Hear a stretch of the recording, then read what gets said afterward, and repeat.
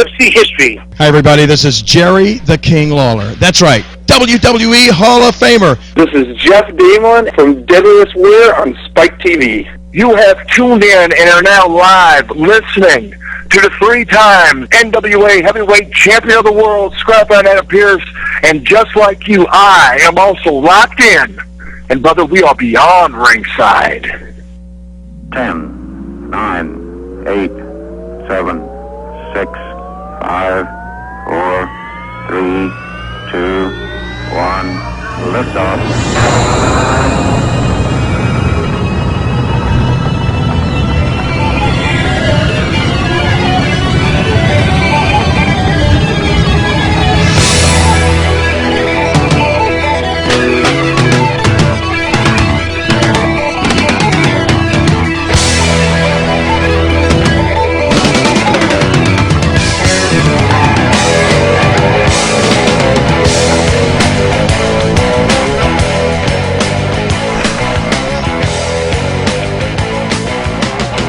It's a beautiful day in the neighborhood, and holy hell, we made it to 2012. Greetings, good evening, how you doing, and welcome to Beyond Ringside. Yours truly, the Magic City Motor Mouth, Fast Eddie Lane behind the control panel, in the vault, in the Full Range Entertainment Studios on this January 1st, 2012. Oh, good grief. Let's go right on into it. I'd like to welcome in tag team partners for the first broadcast of the year, Mark Maybo Bowman. You know what? I don't give a crap about anybody's feelings, and you know what? My penis is hot, just listening to you three sexy studs off air. Tag team partner, welcome in Brooks Logan. January 1st, 2012. Feels no different than yesterday in 2011. Glad to still be here, though. And tag team partner, the Wicked Nemesis. Well, guys, this is how it goes down. Let's see how many resolutions, whether it's, not smoking, not cussing, not touching yourself. Let's see how many resolutions we can help break on the first day of the year. Let's do it. If it involves not touching yourself, Maybo is, pardon expression, screwed right out of the starting blocks. Actually, I broke it at... I knew it! I broke it up at 12:05 a.m. I couldn't. I broke all three of those about 12:02, so... Well, let's see. I smoke. I did not drink. Didn't touch myself. Actually managed to get a cat nap earlier this afternoon, so I could actually recover. Before I go any further, I want to say a very special thank you. This is going to be so ill-timed, but you know something? That's just me sometimes. I had an absolute blast last night co-hosting, I should say, over at Lakeview United Methodist Church. I was hosting karaoke. Had a great time over there. Garrett Harbuck, the entire cast and crew over at Lakeview, made me feel, of course, at home. I'm a member over there, and we had a good turnout. We had a lot of fun, and we took it all the way to about 2 o'clock in the morning. Lo and behold, Maybo, how did you spend your? Hang on one second. Let me do this. Maybo, how'd you spend your New Year's Eve? What'd I just tell you? Touching myself inappropriately and playing WWE 12. Not at the same time, though, because, they weren't my controllers, so I didn't want to get them sticky or anything. Brooks, how did you spend your New Year's Eve? Me and the old lady sat here at her house with a couple friends came over, and I put on a fireworks show. And that was about it. I feel like an old man. Was your hot sister there? She was not. Dang, good, because you should have called me if she was there. Yeah, you wouldn't have came over. Wicked Yes, I would have. I just wouldn't have found the place. There you go. He can't find... It's right down the street from where he works. That would be a GMBS. So figure that one out. Wicked, how'd your New Year's Eve go? Guys, how does most of my weekends go when I'm not at a show or at an event? Your kickback, I was chilling writing out? promos, going over wrestling business, coming up with different angles, doing things that, to progress the business, because some people are businessmen. I'm a businessman. I'm a business all to my own. Wicked Nemesis Enterprises. I was on the phone, text messaging different people trying to get bookings, texting people what I want from them. And that's a shoot. As you guys saw on my Twitter, my drink of the night was a Monster Java, or as Sean Banks called it, a Monster Hot Light Java color blend. And literally sitting here and writing for 3 or 4 hours about wrestling and what I want to do with certain angles and how 2012 is going to be the greatest year, because 2012, something wicked this way comes. And, people talk about obstacles, going over obstacles. Those people can keep their obstacles, because I don't see obstacles, because I run those right over, okay? You got to run through them, over them. I don't go around them. That what doesn't kill me makes me stronger. You guys know this. We've heard it 1,000 times. 2012 is that year. It's starting off with a bang, starting with January, and I was literally sitting here with my pad that you guys know I have. Everybody's seen it. I'm synonymous with it. It's about to fall apart. Writing and calling and texting, coming up with storylines, coming up with angles, coming up with bookings, coming up with bookings for people, getting their stuff together, getting their information together. That's how it goes, ever evolving. And that's exactly what I did last night until 12 o'clock, and I went over my in-laws for an hour and a half, and then we listened to a Mexican band sing The World is Ending, which I thought was very appropriate. Right as the two earthquakes hit Japan, they're singing The World is Ending. I thought that was very, very appropriate, very. I hate to do it, but I was sitting over here laughing because I'm watching the chat room. Wojo was just in there, Big Clyde, Daryl B, Matt Denton, all in the chat room so far this afternoon. Ustream.tv/channel/beyond-ringside-live. Thank you, Matt, for giving credit, because I saw you make the post in the chat room, and it was he admitted the fact he stole it right off my Twitter. Yeah, that doesn't kill me, just pisses me off, because I know I still got to pay the doctor bills. So. And yeah, Wicked, you and I are very synonymous when it comes to the factor of looking at obstacles, except for you worry about you go through them one way. I grab out a brick of C4 and blow that son of a buzzard up. That's my basic philosophy of it. Right. That's how we should be. Yeah. And I don't worry about going around, because going around would be too easy. I don't worry about going over. That requires too much effort. I go play it smart. I go get a brick of C4, I blow the sucker up, and I walk right on through. And it's the simple fact that, Eddie, we know you can never get over anything. So. Oh, he stole my thunder, because I was about to say the same thing. Eddie has never had to worry about going over. Yeah. Now, when 4 starts to appear, Thunderspiller! I have a question that I would like to ask everybody, and I'm going to turn it to the chat room, and I'm going to turn it to the 3 gentlemen that I co-host with. We talk recently on WWE television, and this is one that hit me on the way home from church. Everybody talk about sport. Everybody makes references to achievements in sports, milestones, records being set, records being broken, records being shattered. And the question that I want to pose to you will be like this. Ric Flair, I do believe, is a 10-time National Wrestling Alliance World Heavyweight Champion. Harley Race was a 7-time, I do believe, NWA champion. John Cena recently captured, in the year 2011, his 10th WWE championship. They didn't clarify as to whether it was the E title or the E and the world title. They just said WWE championship. It's the WWE title, I believe. Okay. I think he's only held the world. I don't know if he's ever held it at all. Now, here's the question that I want to put to you. Remembering the fact that when Harley Race was NWA champion, he was based out of the Central States area, Bob Geigel promoter, and amongst the losses that he had, including Dusty Rhodes, who was based out of Championship Wrestling for Florida, Eddie Graham's territory, as well as the loss to Tommy Rich, who was based out of Georgia Championship Wrestling, Paul Jones, Annie Gunkel territory. So those were not Central States losses that he had with the world title.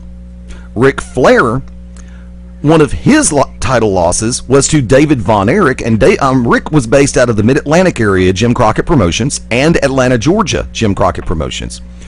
One of the title losses was to David Von Erich, based out of World Class, an NWA member territory, however not Flair's home territory. Considering the factor, and I know that I'm going to get the flack about WWE being a self-enclosed entity and the fact that Race and Flair held their titles during the territory era, do we put an asterisk next to John Cena's name, 10-time WWE champion, based on the fact that these championships were held inside of a singular promotion, inside of a singular core talent base, and you really can't classify it anything other than a company title, like Employee of the Month, which that's what the WWE title is turned into, in my opinion. He's Employee of the Month, we'll give him the belt. I open up the table. Should that asterisk be there? Yes or no? Wicked Nemesis. 1 minute. Absolutely, 100% not. For the simple fact of what do you do when you put a title on someone? Let's talk about that for 1 second. Pray to God they can get over. A title on someone. What are you doing? You're either applauding them for their success that they've had, or you're praying to God they can continue to get over.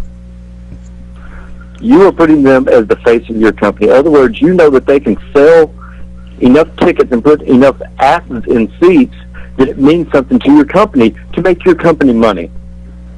It's the same way when Race held it, the same way whenever Flair held it, same way when Steamboat held it, when Big Show held it, when Luger held it. Hell, they count some of those victories whenever WCW champions. Okay? That was an all-enclosed. Cena's right there with them because that means they have enough faith in Cena that they feel like he can put asses in the seats to be the face of the company.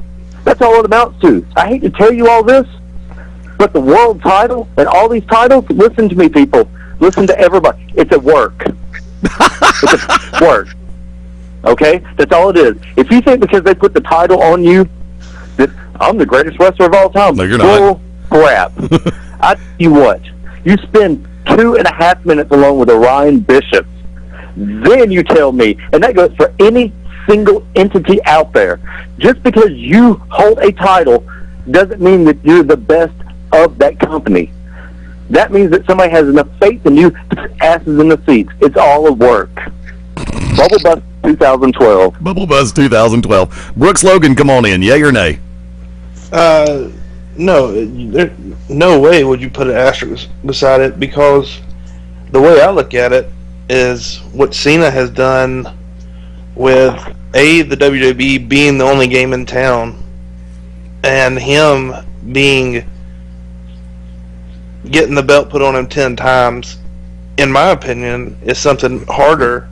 That's a harder feat to accomplish than what Race and what Flair and them did, because Cena is in the major leagues of pro wrestling, the best of the best. That's who's in WWE for the most part. That's the top tier guys.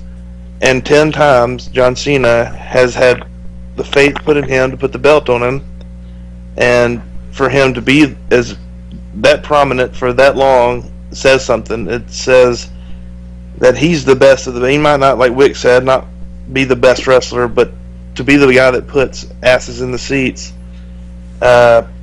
makes you the best of that company. Makes you the best pro wrestler. May not make him the best technical wrestler or the best in-ring guy or whatever, but it does make him the best pro wrestler in WWE. And with WWE being the only game in town, I think that's an outstanding accomplishment. Mark Mabo Bowman. Well, first of all, Cena has held the WWE title 10 times and the World Heavyweight Championship twice. Just to clarify that. Should there be an asterisk? Yes. I say for this, but with sort of an addendum to it. It's a great accomplishment in the WWE. Yes, right now the WWE has been, it is the top of the game. It has been since, they won the Monday Night Wars, 10, 15 years ago? Yeah. If not longer, it seems.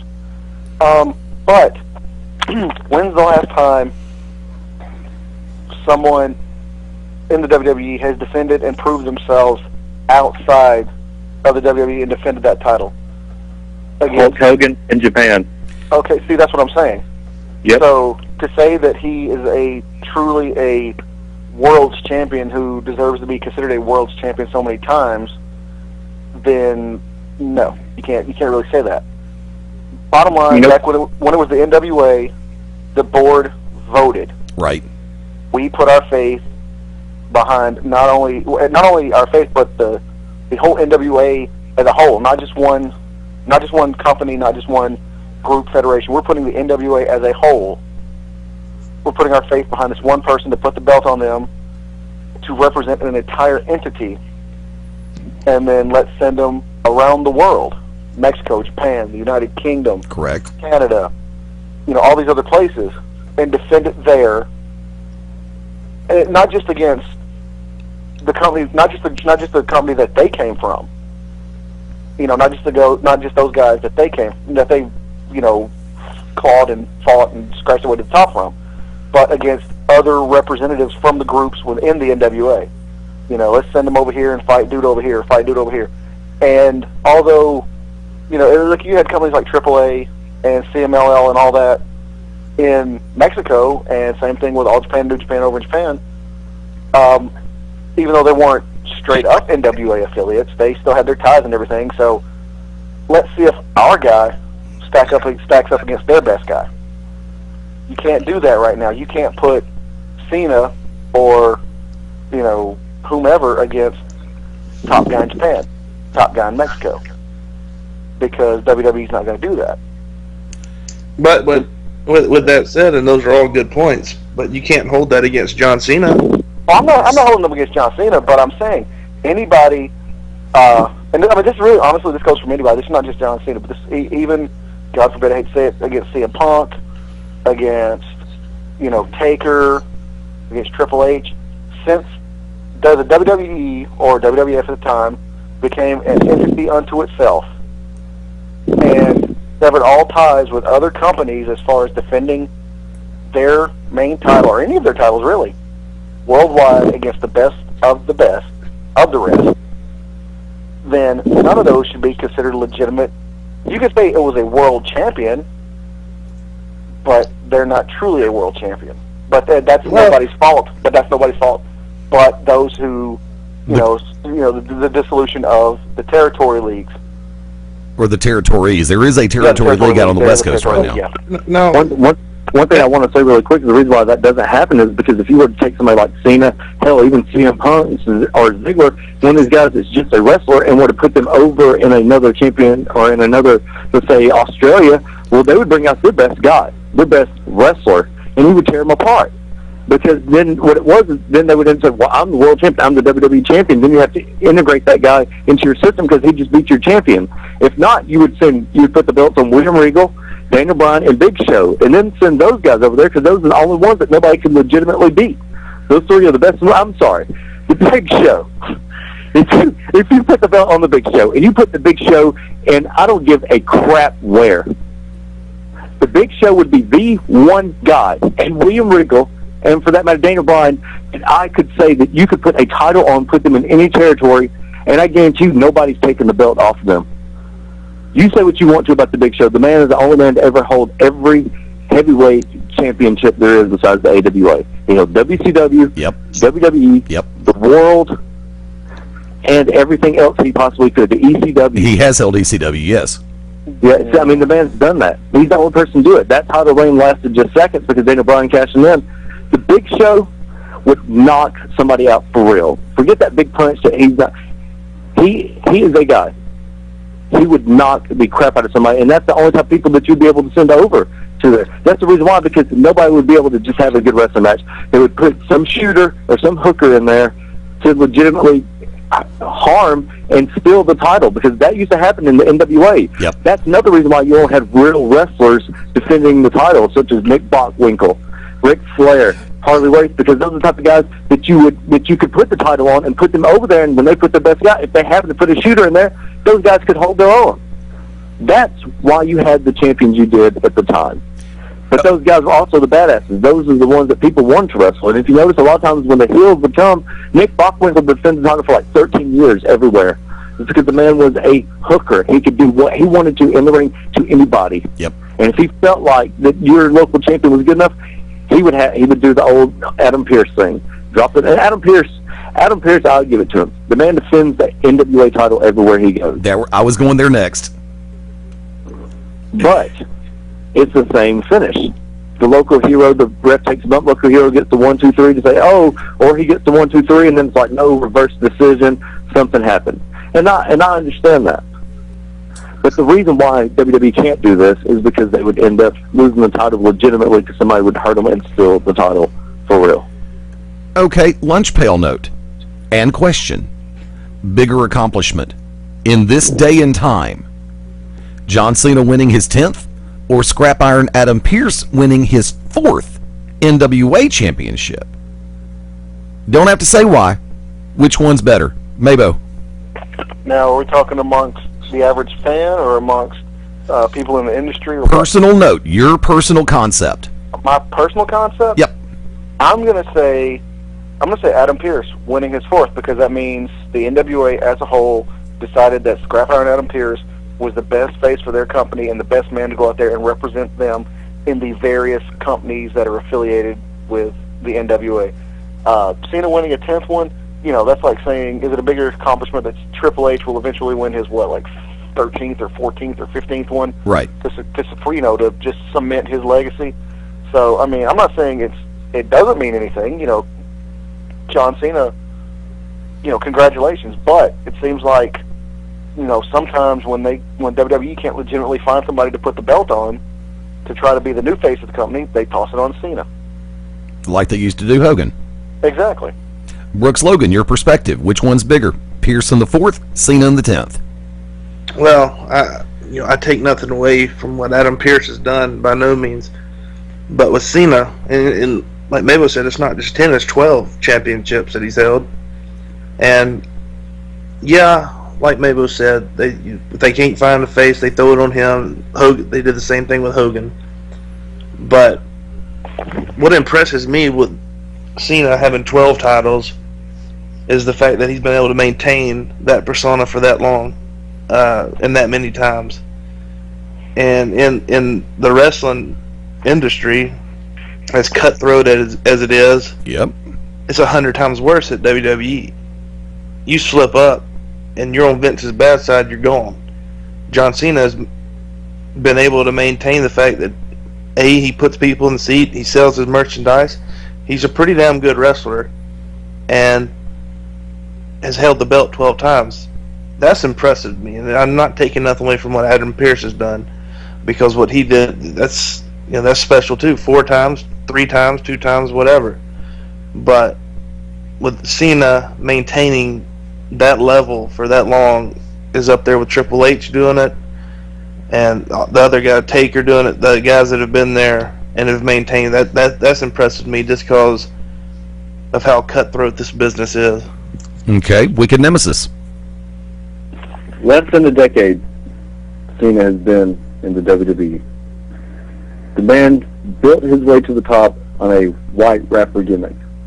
Made money, sold millions and millions of tickets, equating almost probably 100 million, maybe even $1 billion for Vince McMahon during one of the greatest recessions and a damn near depression in the United States of America. The man sold shirts more than anybody and more seats. People booed him as loud as they cheered him. But you're asking me to go up against the most prestigious wrestling organization the world has ever seen, the National Wrestling Alliance. The NWA is a company that still means something to a lot of people. Thank you. John Cena is the greatest sports entertainer ever. Forget Hogan.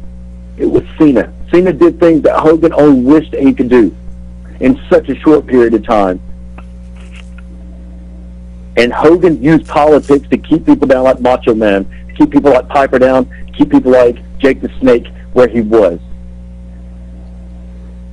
Adam Pearce takes that title to every freaking town that can afford him, because that title means something, Of course.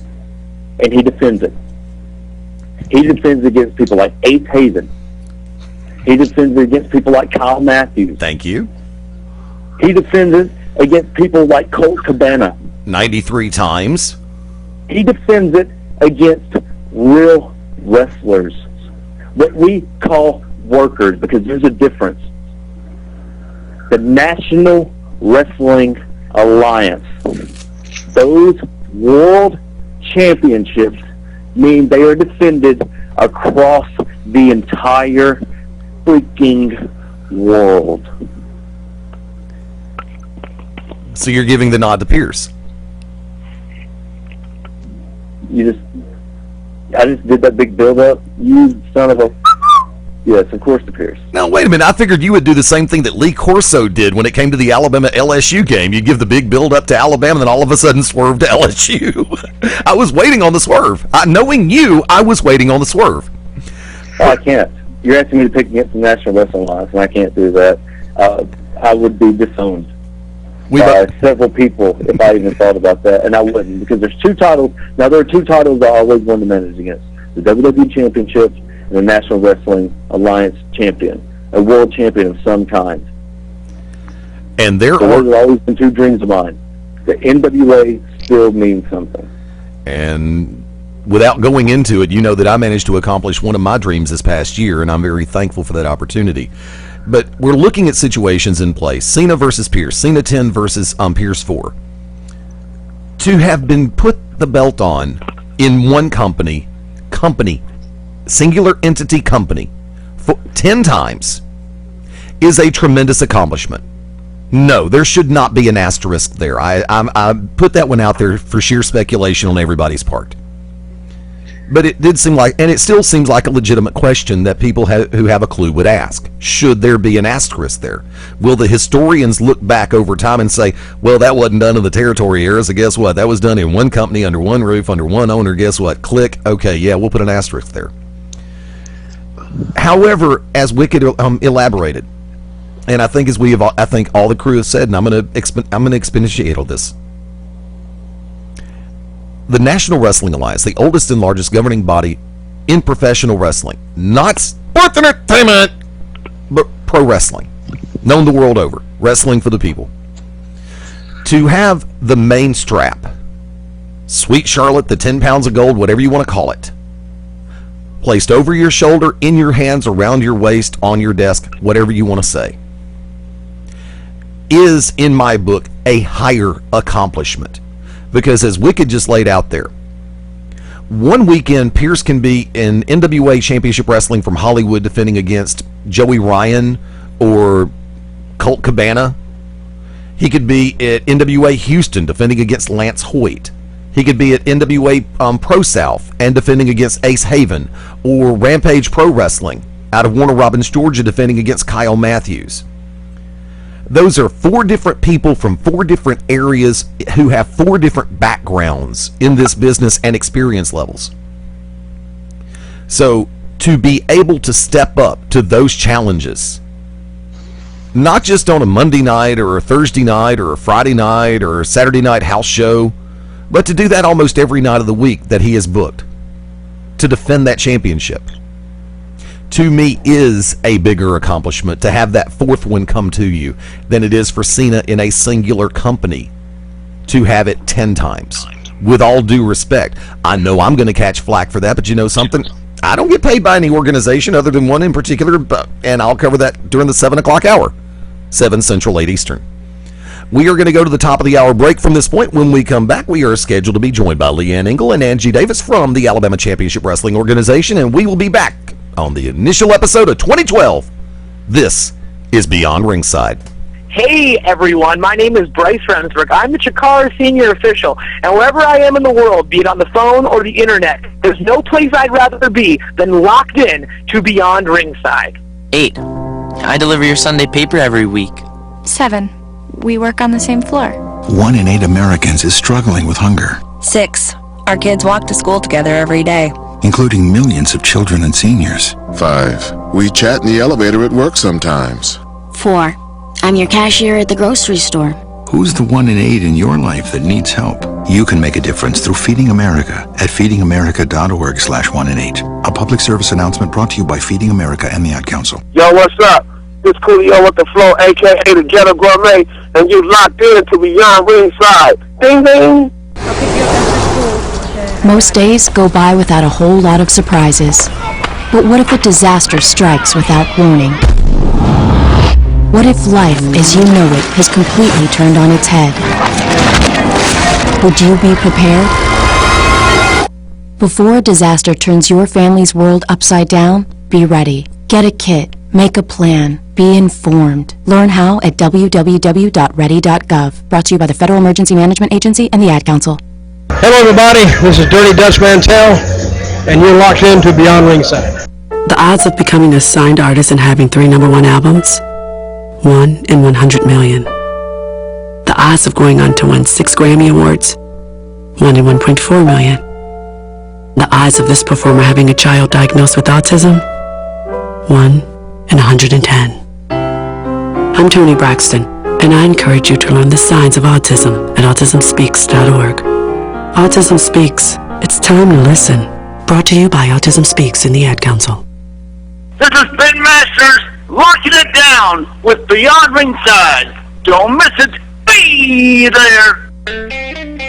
Hi, I'm Ryan Seacrest for RAD. Over 300 people in this country are killed every week by a drunk driver. That's the equivalent of 2 747 plane crashes every single week. And the problem isn't going away unless we all do our part to stop it.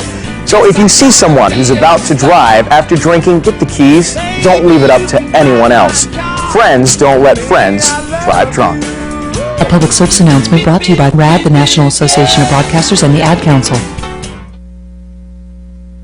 This is Bob Allen, co-author of Gordon Solie, Something Left Behind, and the Solie Chronicles, and I'm locked into Beyond Ringside.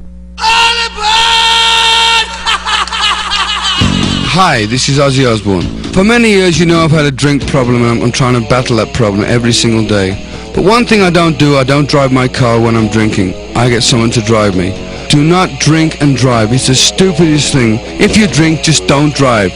Not only are you going to hurt yourself, you may hurt some other person, and you wouldn't want that on your conscience, would you? A public service announcement brought to you by the U.S. Department of Transportation, RAD, the National Association of Broadcasters, and the Ad Council. This is Dan the B7, the only Triple Crown champion in the UFC history, and you're listening to Beyond Ringside. You better pay attention, otherwise I know where you live. Let me try. Okay, just remember what I showed you. Yep. There was a bunny who had one big ear and another big ear. They looped-a-looped, made a bow, and the bunny hopped away. I did it! Oh, good job, kiddo. Now let's tie your other shoe. The smallest moments can have the biggest impact on a child's life. Take time to be a dad today. Learn more at 1-877-4DAD-411 or visit fatherhood.gov. Brought to you by the U.S. Department of Health and Human Services and the Ad Council.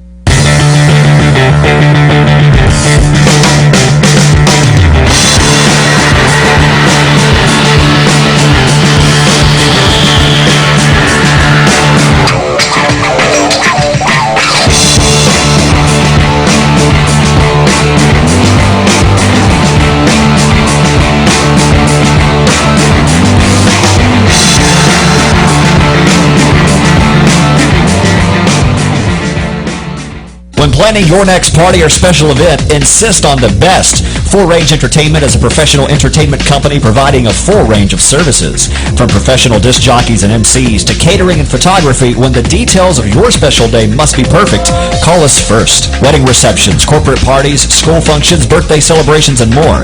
We also have Birmingham's largest selection of karaoke tracks available. With over 40 years combined experience, Full Range Entertainment can provide you with the talent and professionalism you need and deserve to make your next event one you'll never forget. For more information on the full range of services we offer, call 533-HITS, that's 533-HITS, or check us out on our website at fullrangeentertainment.com. This is Angel Orsini. This is the Human Hand Grenade, Danny Only. This is Dirty Dutch Mantel. This is Liz Savage. This is Vinny O'Brien, 2010 Golden Glove champion. This is Gabe Sapolsky from Dragon Gate USA and Evolve Pro Wrestling, and you're locked into Beyond Ringside.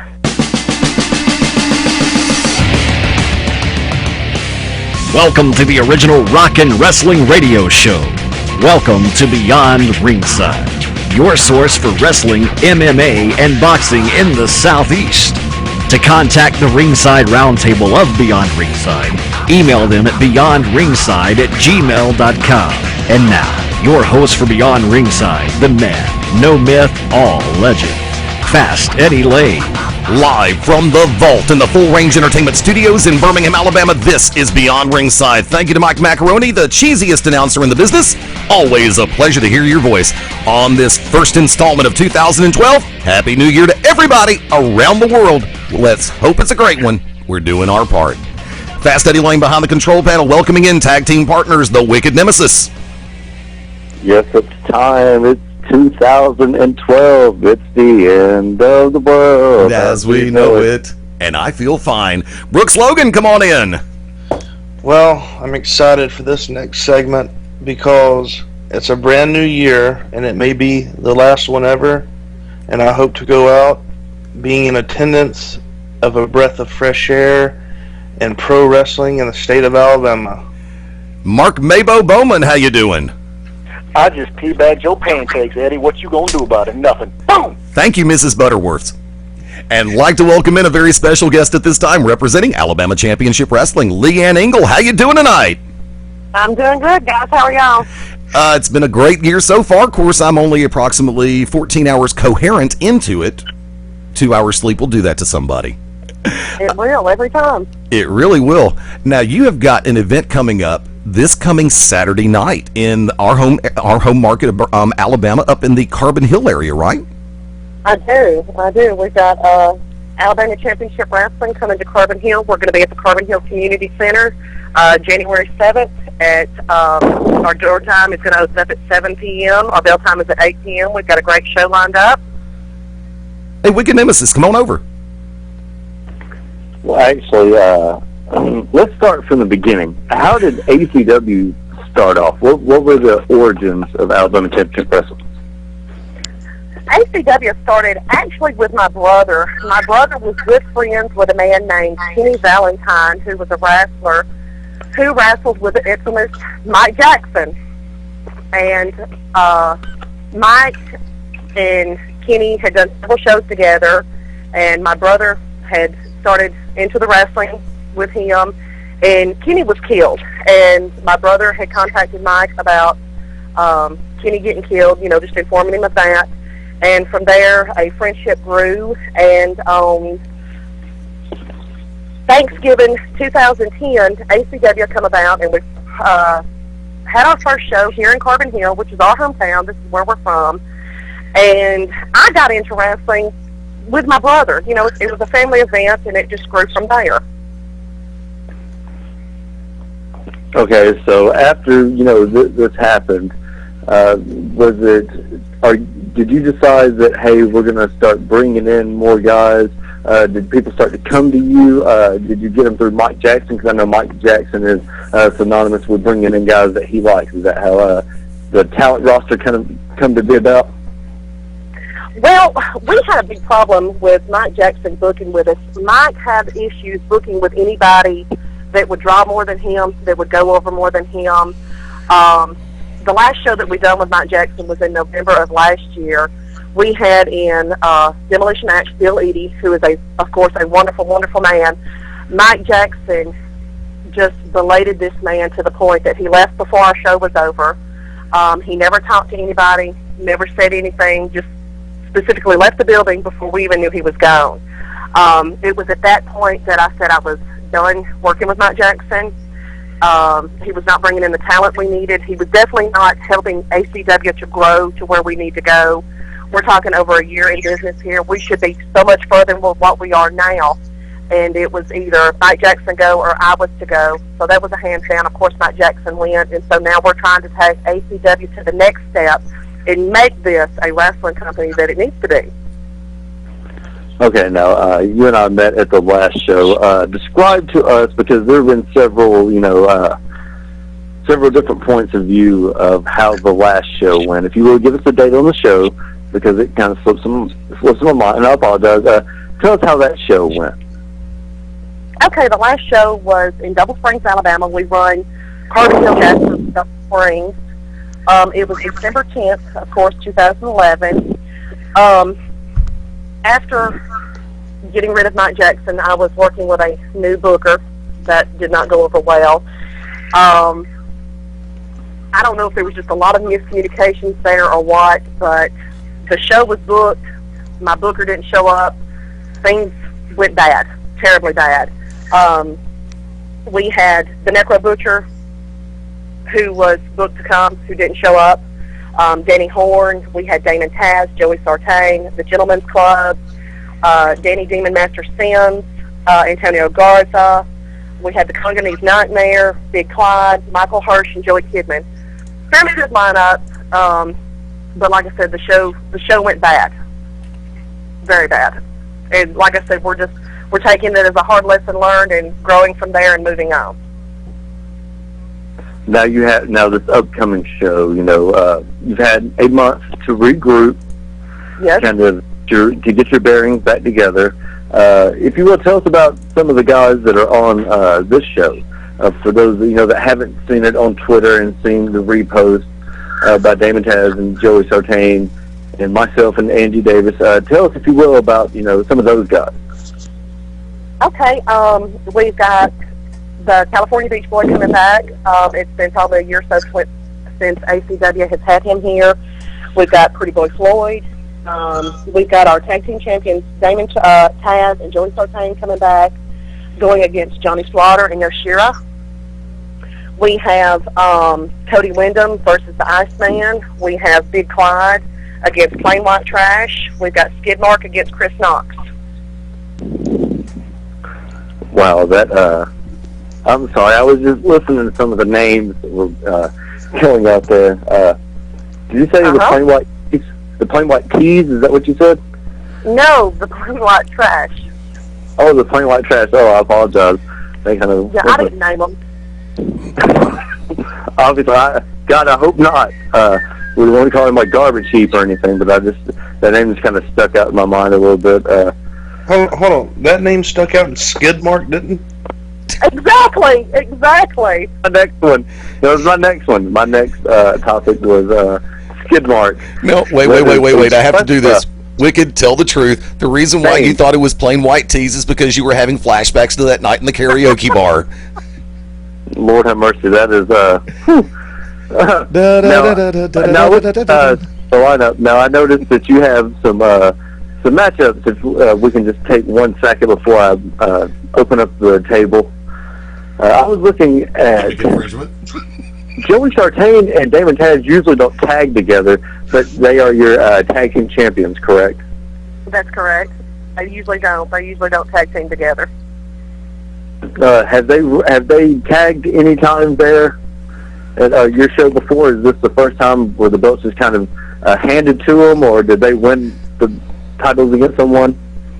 No, they have tag team for us before. Like I said, they don't tag team together. They are not a tag team group. They did go against the Gentlemen's Club last month in Double Springs and won over from them. And so that's how they have got our tag team titles. And so they're on the line right now again. And we're just going to go from there. What is recognized as your heavyweight title? Which title would that be? The Southern Heavyweight title. It's our ACW title. Okay, and that is what is the name of that? What's that guy's name against Pretty Boy Floyd? Because Pretty Boy Floyd is pretty well known. What's the other name? He's the California Beach Boy. Oh, a lot of him is Scott Fantastic or Scotty Blaze or Scott White. Everybody knows he's done stuff with Deep South and a hell of a talent. Seems like a pretty decent lineup. Now I want to open the floor really quick if you don't mind. Maybe any questions to Leanne? Well, yeah, first of all, there's nothing wrong with the name Skidmark. That's my grandmother's nickname. It's a family nickname. So I don't want you guys, saying it's unusual or anything, so just calm down with that. But, Leanne, let me ask you something. I want you to take the top 3 talents in your company right now. All right, you got them in mind? Got them in mind. All right, keep them in mind. And I want you to equate them, each one, to a deli sandwich, and tell me who would be what. Good one. That's a serious question. Good one. Okay. All 3 together on one sandwich, or no? Each one is a different sandwich. Each one's a different sandwich. It's got to be a deli sandwich. Don't sit there and say peanut butter and jelly or whatever. Deli sandwich. Go. Oh no! All of my guys are more than just peanut butter and jelly. I mean, each and every one of them would be a hero. Definitely. Well, which one's going to be what? Come on. Now, see, I don't think I should go and individualize each and every one of them, because if one of them is put up a little bit more than the other one, they might get mad. And I can't pick and choose favorites. Well, that's pro wrestling, Boo-hoo. It is, but it's not professional with me picking and choosing on the radio. Well, see, let me go ahead and elaborate on that. I'm going to jump in for a hot second because you can look at Damon Taz and say that he would be the Firehouse hero, number 9, fully involved. You could look possibly say what? Who jumped in? Eddie, what the hell are you talking about? Let her answer. No, I mean I was just giving a relative example. This lady lives in Alabama. I'm sure she's had her fair share of sandwiches. And Damon Taz. Why do we always talk about Damon Taz? What about Johnny Slaughter? Johnny Slaughter would be the meatball. So you just, Leanne, answer the question. We'll hold your feet to the flames. Team the deli sandwiches. Choose your top 3. Go. I don't really eat deli sandwiches. I'll just be honest with you. She ain't been to Subway in a long time. That's right. I don't go to Subway. Damon Taz, I guess, on his new diet kick, he can be the all veggie sub. Lord have mercy. Okay. So she's a vegetarian. She doesn't like meat, but she sure likes the bone. Is that what you're trying to tell me? Oh, I'm not going there. Mabo, can you change it to something else, like chocolate or something that all women love? Snack candy. Candy bars. Bev nerd it. Okay, fine. Take your top 3 and equate them to your favorite flavor of ice cream. I like candy bars better.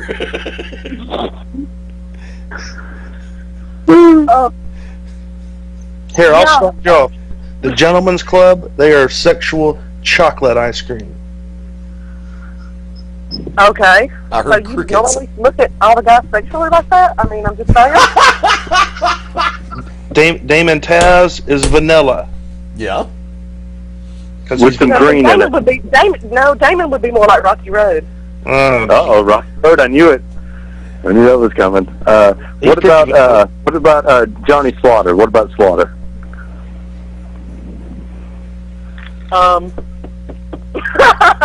I don't know what, maybe Oreos. Wait, what? Well, would the California Beach Boy be Tutti Frutti? I don't know. What about Big Quad? Oh, no, that's definitely Tutti Frutti. What about let's see, what's this Plain White Trash? See, I don't know Plain White Trash that well, so I don't know that I could label him. What about myself, since I am on the card? Oh, yeah. Although I didn't see that my name was on the card, it's just, I will be with Johnny Slaughter, as everyone knows. So there's nothing, nothing hiding there, but answer the question. Let me call Perry Mason in. Matlock. Yeah, Matlock, yeah, okay, yeah. Oh, gosh, I don't know. You would probably be something definitely with nuts in it. Pralines and... Don't say it. That's the obvious one. Don't say it. we move on. Leanne. Wicked toss to Brooks. Someone get this on track.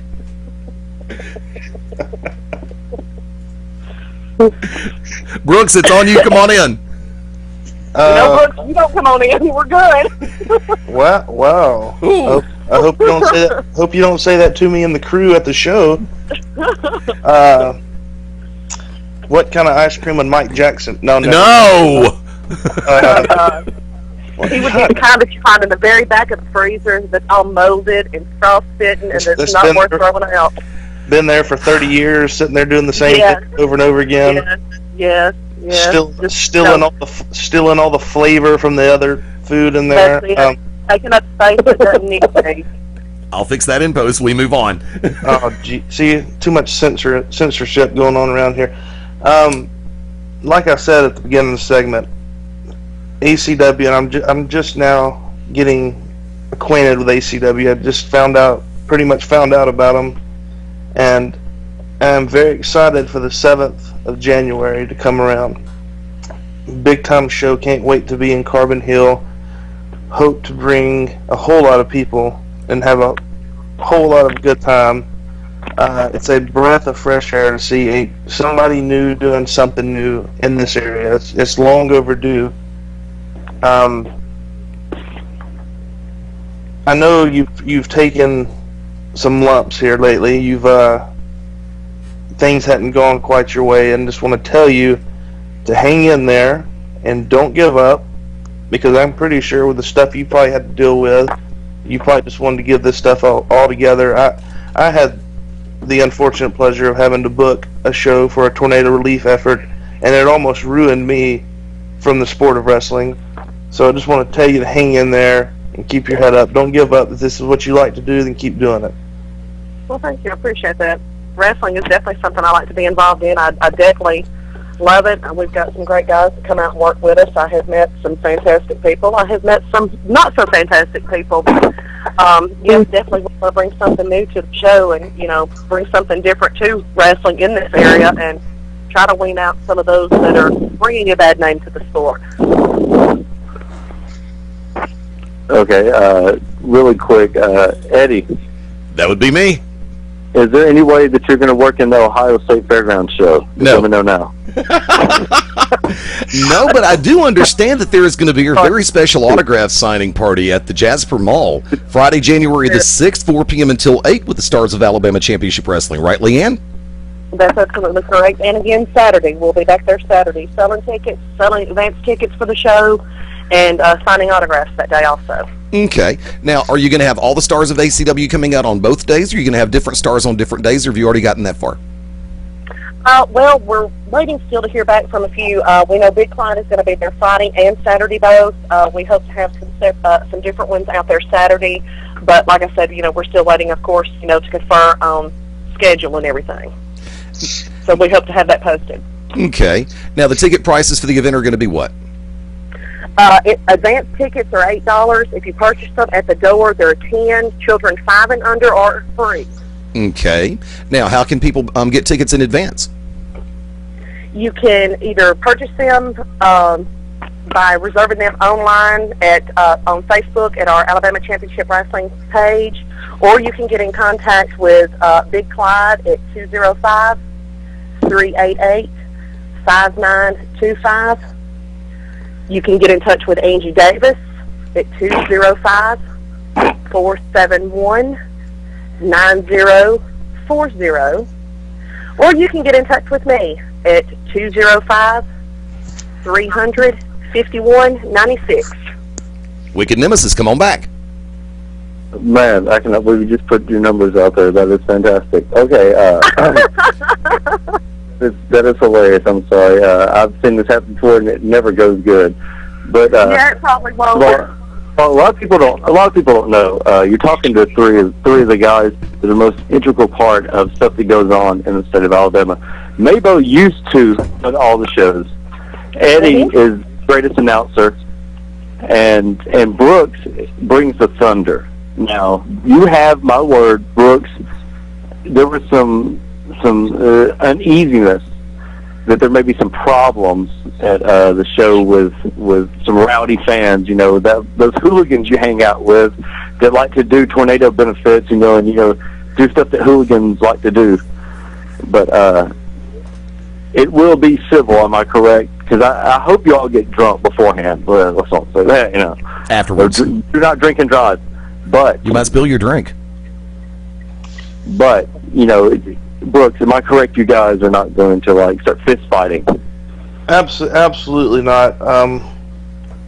Most of the guys that will probably be coming with me, and Wick can attest to this, were at the show, and Eddie can attest to this too. We're at the show that we put on, and only one minor fight broke out. This was in a backyard with 6-7 kegs of beer. These guys are just intense wrestling fans who have been waiting on something new, just like myself. Been waiting on something new to come up that we can go have a good time at. You have my word that we will be on our P's and Q's when we get there. I don't like to put myself out there like that and take responsibility for everybody that's going to be there. But I can almost 100% guarantee you that you have nothing to worry about with this crew that's coming. We're just there to see good wrestling. So, like Wick said, we will be on our best behavior. Like I said on off the air, the stuff that you saw in the chat room is not going to be prevalent. Exactly to what the crew that's going to actually be there. It's not going to be the same type of thing. We are going to get loud. I can go ahead and tell you I'm going to get very loud. But that's about all I can do. I'll be yelling, and as with most other guys that are going to be there, we're going to be there to be loud fans, be loud, and we are rowdy, but it's not going to be out of control rowdiness. Mabo. Yeah. You gonna have like any chicks on your shows, like eventually, like to wrestle and stuff? And are they gonna be hot? And will there be pudding involved?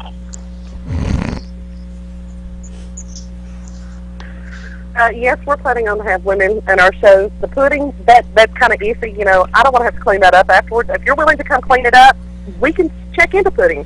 Oh, you don't know what you just opened up. Trust me, I am very good at cleaning up. Actually, I work part-time at a groomer's, and I am really good at bathing cats. I learned from Arn Anderson, cat bath master. Okay. Eddie. Yes? Say something, please. Okay. Now, in all sincerity, you got some great matches lined up. And you're going to be filling the vacant Southern Heavyweight Championship this coming Saturday night, January the 7th in Carbon Hill, Alabama. Hang on, let me spin back over to monitor number 4. Because I didn't know I'd need my notes back. Folks, real quick, it's going to be at the Carbon Hill Community Center, 229 Northwest 2nd Street in Carbon Hill, Alabama. Doors are going to open at 7 o'clock p.m. Central Standard Time. Bell time is going to be 8 o'clock p.m., give or take 5 minutes. This is a pro wrestling show of which we speak.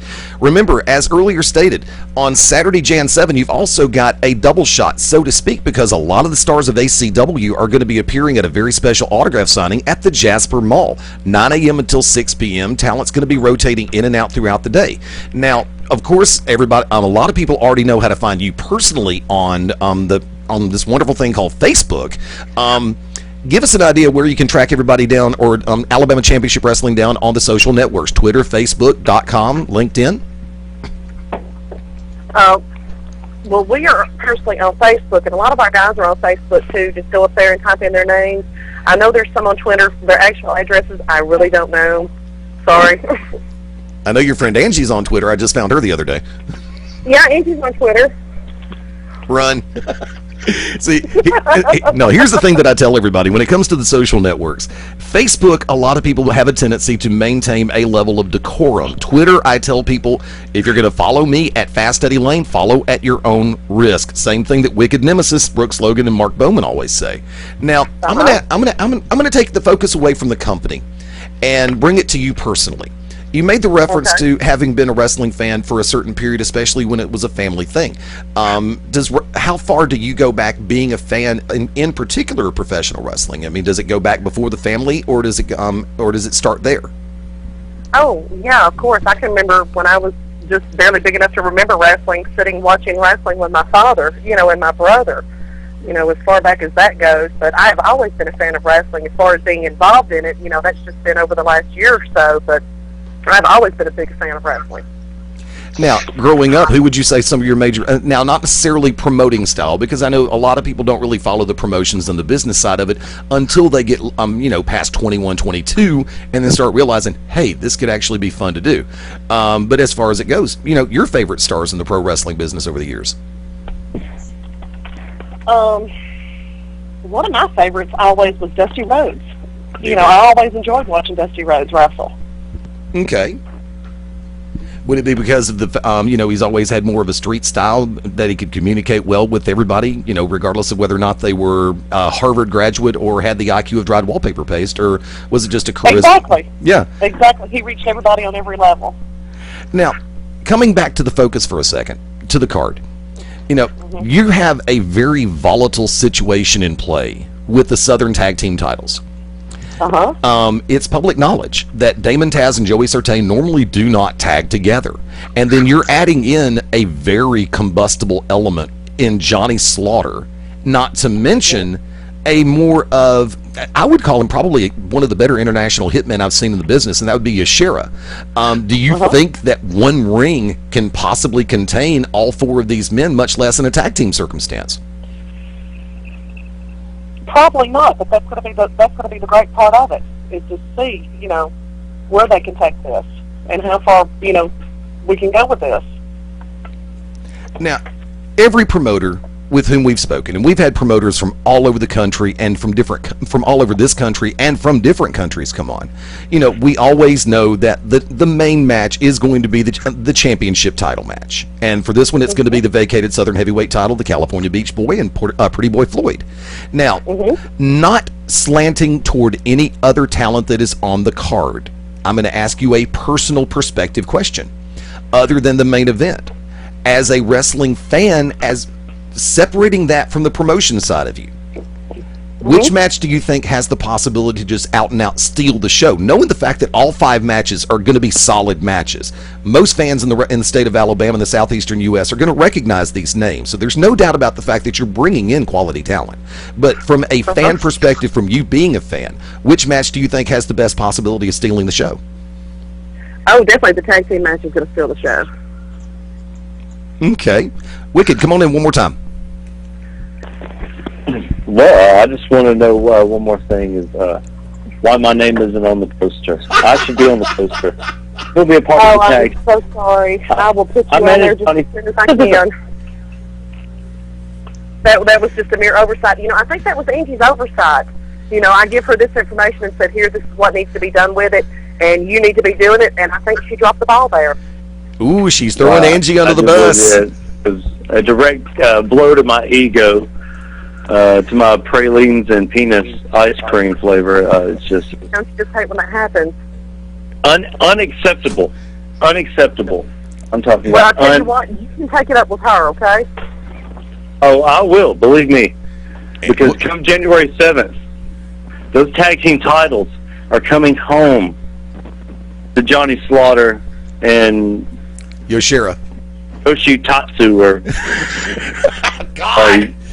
Sue or whoever. I didn't pay the guy. Johnny paid the guy.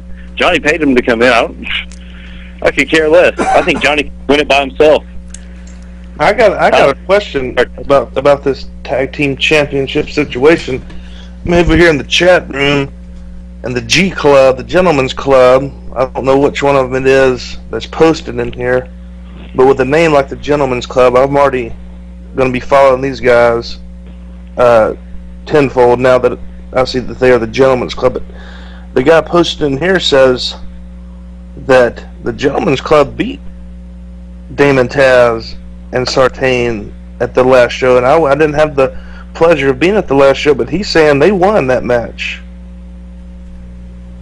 What's the story behind this? Honestly, there was so much confusion and everything that night. Oh, boy. You know, I don't really know. I'll just be honest with you. Like I said, my booker fell through that night. He did not show up. He was not there to run my locker room and to handle these guys like he was supposed to have. So I very well may have dropped the ball on that and had said that wrong. So you're going to tell me that the reason the Gentleman's Club aren't your tag team champions is because of the booker? Fishiness going on in HCW already. No, actually, Brooks, I believe that the thing that she's putting out there is the fact that there was so much chaos at the last show. It would be too much for one person to really be able to decipher at this particular point. And yeah, there may be a little bit of controversy over the tag team championships, but I have a feeling that after this Saturday it may be resolved. Right, Leanne? Exactly. I have a feeling the next time you see the Gentleman's Club at ACW, it's definitely going to get resolved then. It's very conceivable. If anybody that wants to know what happened, all you can do is look at Wicked Nemesis Enoch, ENOCH, on YouTube, and the match is up there. It's up there. The finish is up there. I can tell you exactly what happened, play by play. Something was flipped to one of the Gentlemen's Club right in front of the referee. He used it as a weapon. The referee didn't call the match, and then 1, 2, 3. That sounds on the up and up to me. Then, hold on, and then proceeded to beat down Damon Taz and Joey Sartain after the match was over. But this wasn't a tag team titles match. That's why they're not tag team champions. Had it been a tag team title match, then yeah, they would be. And you can go back and watch the beginning of it. It says this is a non-title match. It's up there. Oh, I see. That's why. Okay. Mabo, come on. One more. You got one more? Oh, you know I do. Hold on, I'm digging in my nose. Leanne, let me ask you something. You got any, like, spare toilet paper tubes, like empty toilet paper tubes laying around the house or anything? I don't keep those. Sorry. Can you, like, during the next show, can you guys start up a collection of empty toilet paper tubes for me? It's for an arts and crafts project. No, yeah, Mabo is really good at recycling those in a very specific manner. So, and we're going to leave it at that. I bet. Now, yeah, we don't need to go there. And in the words we've all come to know and love, let's take it home. Folks, Saturday, January the 7th, once again, real quick, advance tickets are available for $8 a piece. You've heard earlier in the interview exactly how to get in touch with different members of Alabama Championship Wrestling, so you can definitely get those advance tickets. Also, Facebook.com/Alabama Championship Wrestling. The day of the event, tickets will be $10 a piece at the door. Once again, door opens at 7. Bell time is going to be 8 o'clock p.m. at the Carbon Hill Community Center, 229 Northwest 2nd Street in Carbon Hill, Alabama. MapQuest, Yahoo, screw Google. Plain and simple. Like I said, you can also call 205-388-5925 for a little bit more information and to also get advance tickets. You can follow them on Facebook, facebook.com/Alabama Championship Wrestling. Leanne, real quick, from the hip, from you to the world, I want to go ahead and give you an opportunity right now. Let everybody know exactly what they can expect to see on Saturday, January the 7th at ACW. Come on in. We're going to have a great show, great talent coming out. We've got some great fans coming to see us. We hope to see everybody there. Folks, our very special guest, ACW promoter Leanne Engel, has just gone beyond ringside. Folks, we're going to take it to the break, and we'll be back on Beyond Ringside right after this. This is Kevin Kleinrock, WSX, XPW, and now Viva La Lucha, and you're locked in to Beyond Ringside. Hi, I'm Drew Brees, NFL quarterback for the New Orleans Saints, here with Bugs Bunny to remind you to get moving every day. Because when you get moving an hour a day, you fuel your body and your mind. So what do you like to throw around the football like Drew? Skateboard, ride a bike, or dance in your room. Just move it your way. And be a player. Get up and play an hour a day, Doc. Check out how to be a player at letsmove.gov. Head online to get tips on great ways to get moving every day. At letsmove.gov. A message from the Ad Council and HHS. This is Mad Dog Dan Sawyer. You're listening to Beyond Ringside. Confessions of a Potentially Perfect Parent, brought to you by AdoptUsKids.org. I know more about cooking dinner for a party of 12 than about packing a lunch for a 12-year-old. I know kids like things like fish sticks. Fillets, I get, but sticks? Maybe we can just compromise on mac and cheese. Can you make that with Brie? You don't have to be perfect to be a perfect parent. There are thousands of teens in foster care who would love to put up with you. Call 1-888-200-4005 or visit AdoptUsKids.org for more information. A message from the U.S. Department of Health and Human Services, Adopt Us Kids, and the Ad Council. This is Michael the Godfather Gibbons, and you are listening to Beyond Ringside. Foreclosure is hard on every member of the family, but your family is not alone. If you're struggling with your mortgage, there is help. To learn about the government's Making Home Affordable program, visit makinghomeaffordable.gov or call 1-888-995-HOPE to speak to a HUD-approved housing counselor. It's free of charge. Visit makinghomeaffordable.gov or call 1-888-995-HOPE today. Brought to you by the U.S. Treasury, HUD, NeighborWorks America, and the Ad Council. This is Liz Savage. You can check me out at www.myspace.com/wrestlingdiva, and you're listening to Beyond Ringside. Hi, this is Joe Elliott from Def Leppard for RAD. Planning on going out and having a party? Great, have a lot of fun. But do me a big favour and don't blow it. Always choose a designated driver. Remember, music lives. You should too.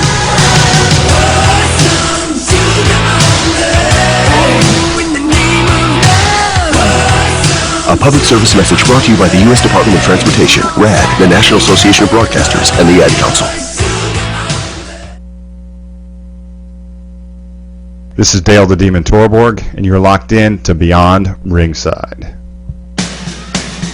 Hello, this is Robin Zander. Hello, this is Rick Nielsen from Cheap Trick for RAD. Some people think it's fun to drive drunk, but that's unacceptable. Be smart. If you drink, don't drive. Think ahead and choose a designated driver. Remember, music lives, and so should you.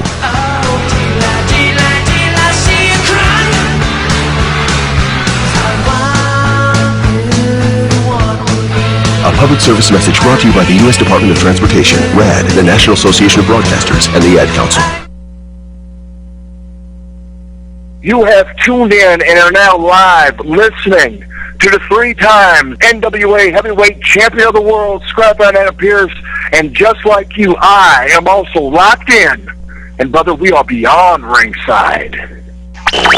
Citizens of America, this is a message from feedthepig.org. Americans spent more money than they earned in 2005.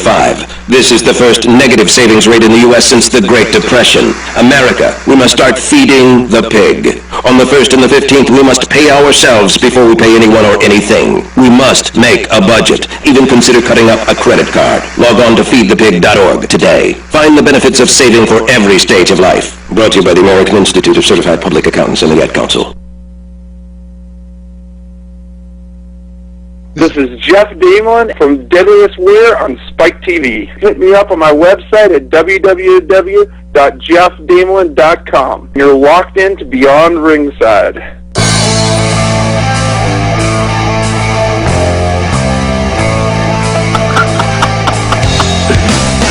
The inmates are running into the asylum, and guess what? We're all the inmates. Screw it.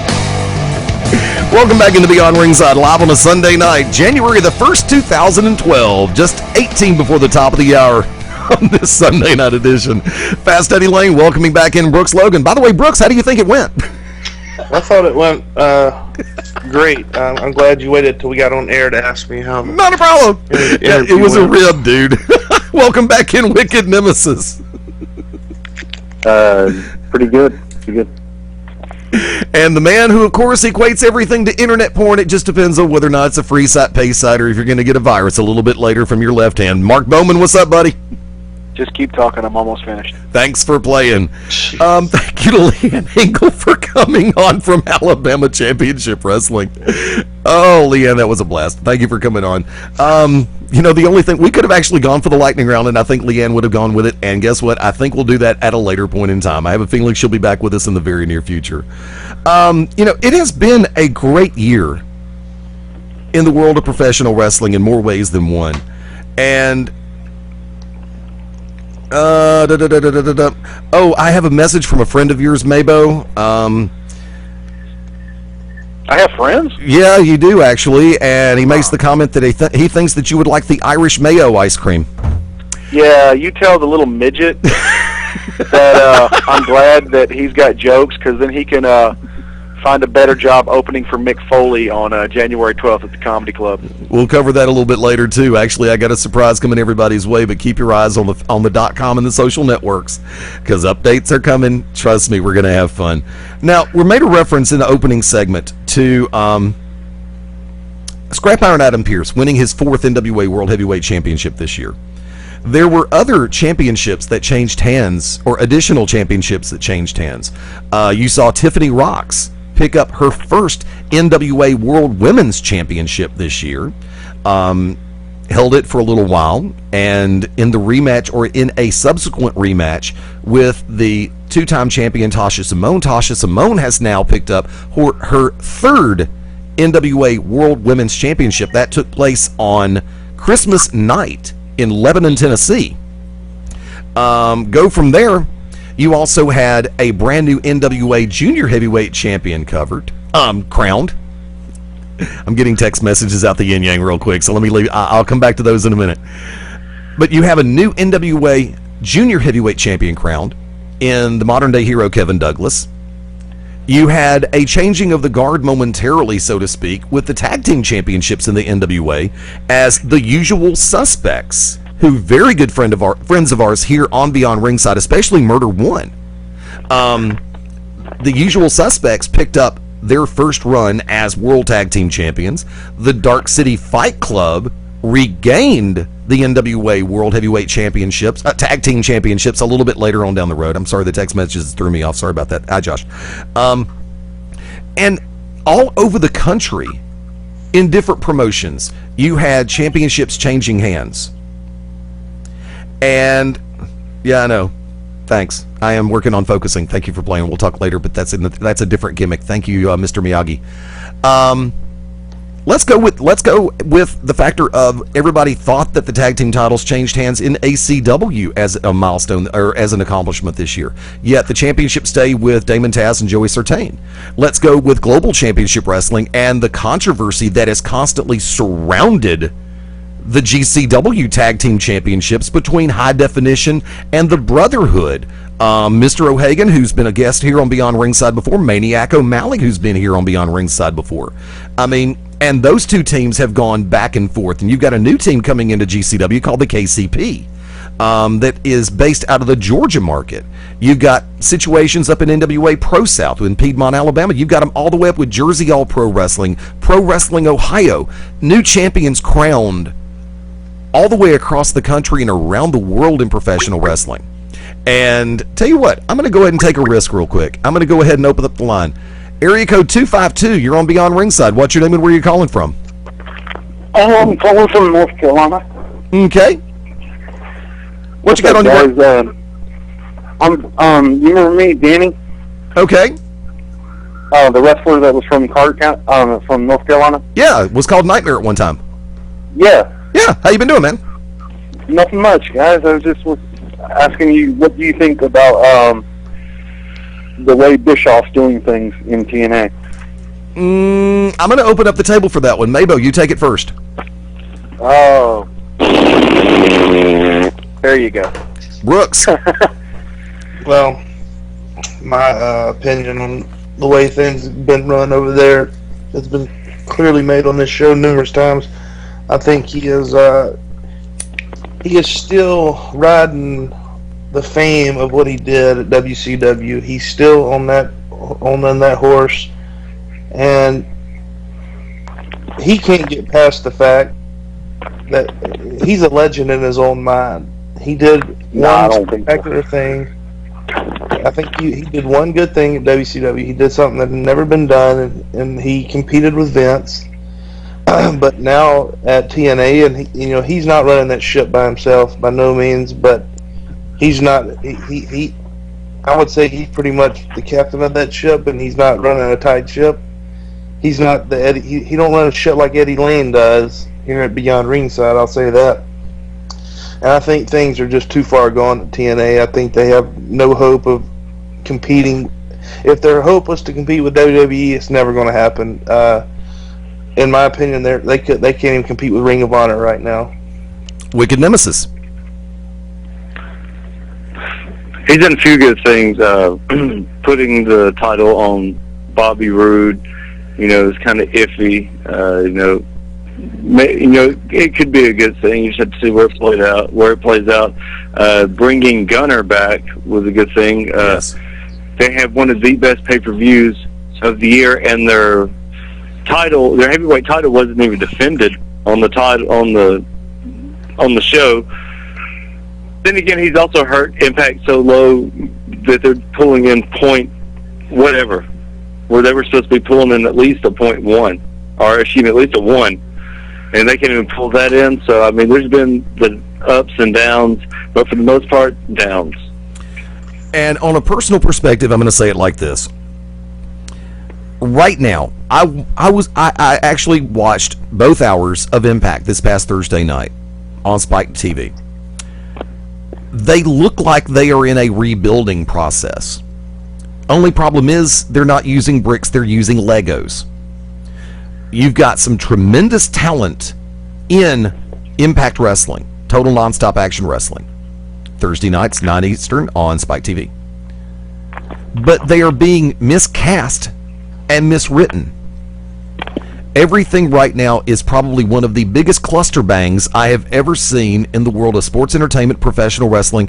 Even the Brock Lesnar-Alistair Overeem match the other night and the politicking around it made more sense than half the storylines that I've seen over at Impact right now. You have the gimmick with Madison Rayne. Okay, I love the fact that Sting came out and started matching Madison squeal for squeal. I thought that was funny as hell. But in the main event, and a good friend of mine, David Price, made the comment that he felt that it was a bad idea to put the knockouts in the main event. I disagree with that. I think that if they would have let that match go out to a logical conclusion and let Gail Kim do something to screw Mickie James over to keep the Knockouts title, it would have gone a lot better in the eyes of a lot of people than having Madison Rayne come out of the crowd or out from under the ring or out of somebody else's jockstrap. I'm sorry. No offense to Madison Rayne. She's a very talented young lady. But I'm going to be watching you. Well, guess what? You didn't watch it close enough, and that created the loophole in the storyline. And the Jeff Hardy face paint was really cute, by the way. I like that. Also known as, it looked more like the Boogeyman blue as opposed to a Jeff Hardy painting. But the cluster in the tag team division right now, the wild card series, I like it, but it's stretching out a little bit further than it should. Granted, they're trying to get to Genesis. They've got a lot of things they need to put in play before Genesis. What makes the most sense right now in Impact Wrestling, the X Division. Thank God. I have been one of the most ardent supporters of the Impact Wrestling X Division. I literally cried when I thought the X Division was going to go away because I felt it was the best thing to happen, best thing to be in professional wrestling. I wish WWE would get smart and bring back the Cruiserweight division and put it back on SmackDown. Because when they're never going to do that, dude. I mean, Vince is just trying to get the biggest guys that he can get on TV and then use them to the hilt, man. I mean, it's just pathetic. Well, I have to argue with the bigger point because if you've seen the size of Daniel Bryan, CM Punk, and Zack Ryder, they're not exactly Batista or Mason Ryan as far as the size goes. But by God, they've got the talent. Yeah, he has the talent, but I mean, he's not using the younger talent like he should. I have to argue that in WWE right now they are. They're actually putting Daniel Bryan with the World Heavyweight Championship. CM Punk is not exactly a Triple H tenured veteran. Neither is Zack Ryder with the U.S. Championship. And Cody Rhodes with the Intercontinental. They've got the youth movement is in place. Cody is weak right now. I just don't see him actually doing good. I mean, it's just what they're doing with Cody is like they used to do with his brother. Well, I'll challenge that point on one perspective. And matter of fact, I want to go all the way around and see if everybody agrees or disagrees. With what they are doing right now, with Cody and Booker T, they are finally putting Cody against somebody who is long-term established as a face character, who has that level of popularity to where Cody can be genuinely treated as a real heel in this business. Oh my God, he attacked Booker T. How dare him do something like that? It was the best thing that they could have done with Cody Rhodes at this point. You've got the Intercontinental Champion coming out of the gimmick with the plastic mask and putting the bags on the heads. You're trying to establish him as a pure, straight-ahead force as a heel. Right now, the only way that they could actually do that without moving him to Raw and putting him against Cena, which would end up being a squash, is to do something with Booker T. I'll go around. Danny, do you agree or disagree? I think it would be a squash, like you said. The Cena gimmick? Yeah. Okay. It would.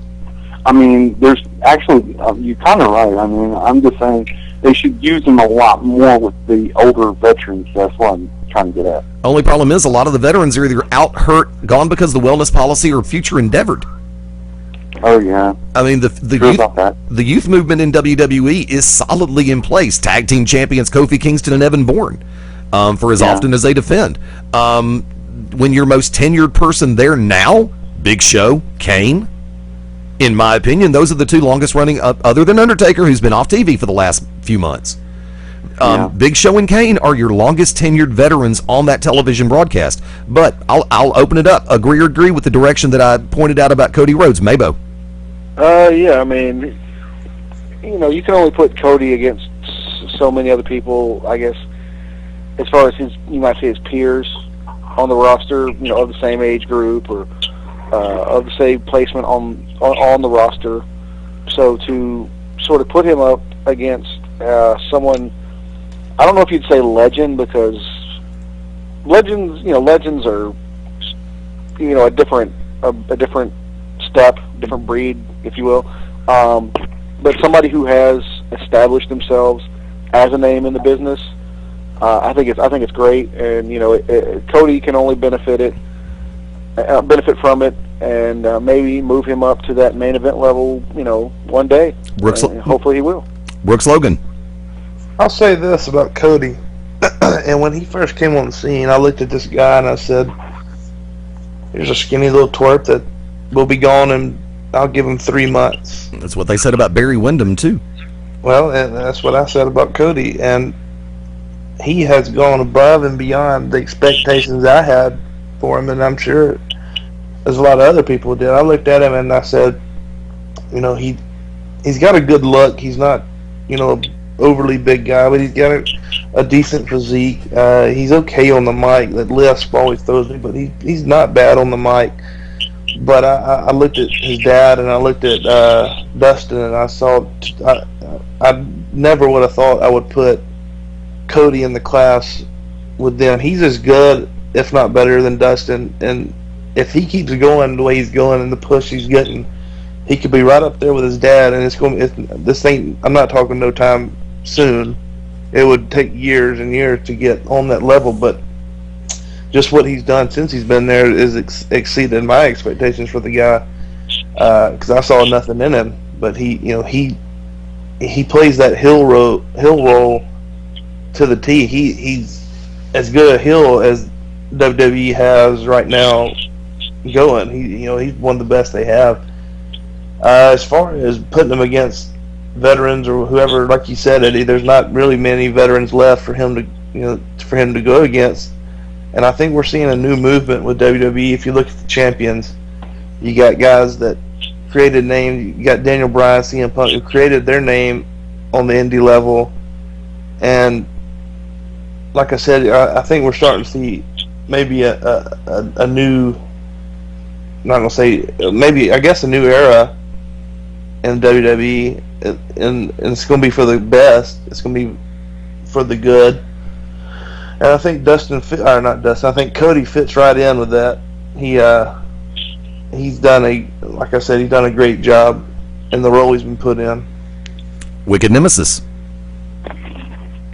Well, as anyone that listens to this show and listens to Shoot Finish Wednesday nights, 9 p.m. Central Standard Time, PW 24/7 Radio, I'm against this because they have so much young talent to use against Cody. As we all know, they're building up to be able to use Goldust at WrestleMania because Booker T and Goldust being, good friends and this and that. It just goes to show that they do not have faith in all their young talent. That's all there is. They don't have faith. That's why you have somebody as Booker T against this, and the fact that they keep putting it on Cena. If they were to make SCW more of a developmental and really take time with that young talent and bring up the guys when they're ready, not when they think that they're ready, but when they are ready, when you know they're ready, because nowadays guys can't go on the road for 7 or 8 years and then get signed and learn something. The last person to do that was Mr. Kennedy, and we saw how that turned out. CM Punk luckily has, and Bryan Danielson has, but Mr. Kennedy was on for a long time in the Indies before he was able to break through, so to speak. And that's what it is. They need to take care of FCW, get that ready to make people ready for TV, like what they should be doing. If they were to get that, then everything would fall in place. Then you don't have to use Booker T. Then you'll have faith in all your young people. And there is a resurgence in young. And we talked about it on this show 2 WrestleManias ago? Yep. When they first started using their young talent, eventually it's going to come to where it's going to be all young talent. We said that on this very show. I said it, and we all agreed with it. Everybody that was on the show that night. Yeah. It's happening. Well, this is it. If I could say, they have in their young people totally, not just a chosen few. I don't think they have a choice but to go with younger talent now. The older guys, like Eddie said, they're not there. They're not as prominent no more. I think and I could be wrong, and if you guys don't agree, that's definitely correct me. But I think the reason you don't see Vince having the faith in the younger talent like Wick's talking about is because I don't think Vince has ever been in the situation where he has to rely on younger talent. He's always had the guy he picked Hulk Hogan from Vern Gagne, and he brought him in and created what he created with him. But he was already a substantial name at the time. And like I said, I don't think he's had to rely on that younger talent like he's going to have to do in the future. He's going to have to rely on that younger talent because that's what's going to make WWE the WWE. So, like I said, I could be 100% wrong, but I don't think I think he's wary of it because he has never had to rely on that younger talent. Let me close it out like this. Somebody posted a picture that was taken backstage at a WWE event recently, and it had tag team champions. It had all the champions in place right there. I posted it on my personal Facebook, and it was the Divas champion Beth Phoenix. God, I'm still in lust. The tag champions Kofi and Evan, Intercontinental champion Cody Rhodes, U.S. champion Zack Ryder, WWE champion CM Punk, and World Heavyweight champion Daniel Bryan. And to see that picture, and you go back and compare it right now to what TNA has to offer.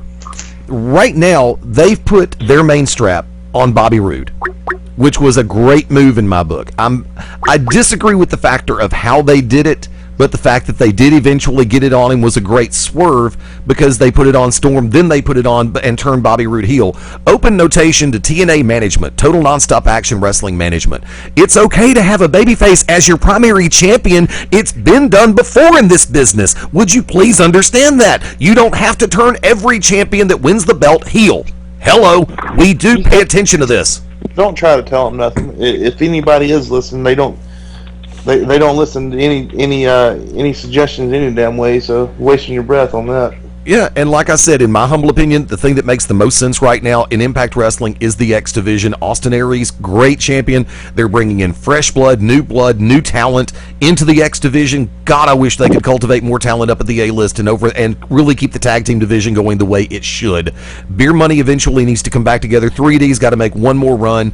Mexican America was making positive advances, but the thing about it is, and God only knows what's, I'm hoping that Chris Sabin actually does manage to make it back into Impact Wrestling, and he and Alex Shelley get back on television, because I think the two of them are absolute money. They are talented in the ring. They're great behind the microphone. They are very charismatic. They are money. But I'm going to have to leave it at that, folks. We are late to go to the top of the hour break. We're going to be back in 5 minutes right here on Beyond Ringside. The odds of becoming a signed artist and having 3 #1 albums? 1 in 100 million. The odds of going on to win 6 Grammy Awards? 1 in 1.4 million. The odds of this performer having a child diagnosed with autism? 1 in 110. I'm Toni Braxton, and I encourage you to learn the signs of autism at autismspeaks.org. Autism Speaks. It's time to listen. Brought to you by Autism Speaks and the Ad Council. This is Wicked Nemesis, and you're listening to Beyond Ringside. We all lock our doors at night to keep our family safe, but we can't so easily lock out H1N1 flu. Truth is, you can. The simplest and safest protection against H1N1 recommended by the CDC is vaccination. The H1N1 vaccine is safe, effective, and the most important step to keeping healthy. Stop H1N1 at the door. Keep it away from your family. Get yourself and the ones you love vaccinated. Visit flu.gov to get a vaccination near you. Be the one to protect your family from H1N1. Brought to you by the Ad Council and the Department of Health and Human Services. Hi there, this is Sammy Hagar here for RAD, the entertainment industry's voice for road safety. Now, style's a personal thing, and your lifestyle is your business. But if you take it on the road, it becomes everybody else's business. Please, plan ahead. Designate before you celebrate. Because friends do not let friends drive drunk. A public service message brought to you by RAD, the National Association of Broadcasters, and the Ad Council. Aloha, this is Tracy Taylor, all the way from Honolulu, Hawaii, the island girl, and you're locked into Beyond Ringside. You must be your fairy godmother. Yes. It doesn't take a fairy godmother to tell you that the right fit means everything. Good heavens, child. You can't go in that. Children under 4'9" need to be in a booster seat because they aren't ready for adult safety belts alone. Remember that 4'9" is the magic number, and get your little pumpkin there safely in a booster seat. Oh, thank you. For more information, visit boosterseat.gov. This has been a message from the U.S. Department of Transportation and the Ad Council. Hello, this is Ricky Morton of the Rock and Roll Express, 8-time NWA World Tag Team Champions, and the true independent outlaw wrestler of the world. You're locked in Beyond Ringside. Most days go by without a whole lot of surprises. But what if a disaster strikes without warning? What if life as you know it has completely turned on its head? Would you be prepared? Before a disaster turns your family's world upside down, be ready. Get a kit. Make a plan. Be informed. Learn how at www.ready.gov. Brought to you by the Federal Emergency Management Agency and the Ad Council.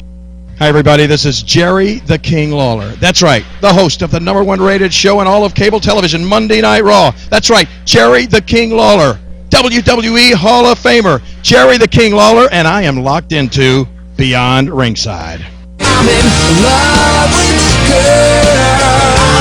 In love with. Hi, I'm Gavin DeGraw for RAD, recording artists, actors, and athletes against drunk driving. In less time than it takes to play your favorite tune, someone will be killed or injured in an alcohol-related crash. If you party, plan ahead. Designate before you celebrate. Sad stories make great songs, but happy endings make better lives. Friends don't let friends drive drunk. A public service message brought to you by the U.S. Department of Transportation, RAD, the National Association of Broadcasters, and the Ad Council. This is Bullet Bob Armstrong. I'm Southern born, Southern bred, and I never miss Beyond Ringside. As a mother, I'm making it a point to get the H1N1 flu vaccine for my children. You see, children are especially vulnerable to serious complications from the H1N1 flu, which could lead to hospitalization and even death. That's why I'm urging parents to get their children vaccinated. Vaccination is safe and is the most effective way to prevent the flu. Get the facts at flu.gov. Together, we can all fight the flu. A public service announcement brought to you by the U.S. Department of Health and Human Services and the Ad Council. Hey, you got Dick Foley, Power Pro Wrestling, North Carolina's best independent promotion, and you are locked in to Beyond Ringside. Charlie! Hey, did you see that play last night? Unbelievable. Yeah, and they still lost. Sure. You know, when I was playing, what we tried to do... You played in the street. I played in the service. Anyway, what I'm trying to say is the kid, he should have... Yeah, Hey, you okay? I don't... Someone call 911! 2 out of 3 people with diabetes die of a heart attack or stroke, but you can lower the risk. Ask your healthcare provider how. For more info, go to diabetesactnow.org. Brought to you by the American Diabetes Association and the Ad Council. This is Jim Cornette.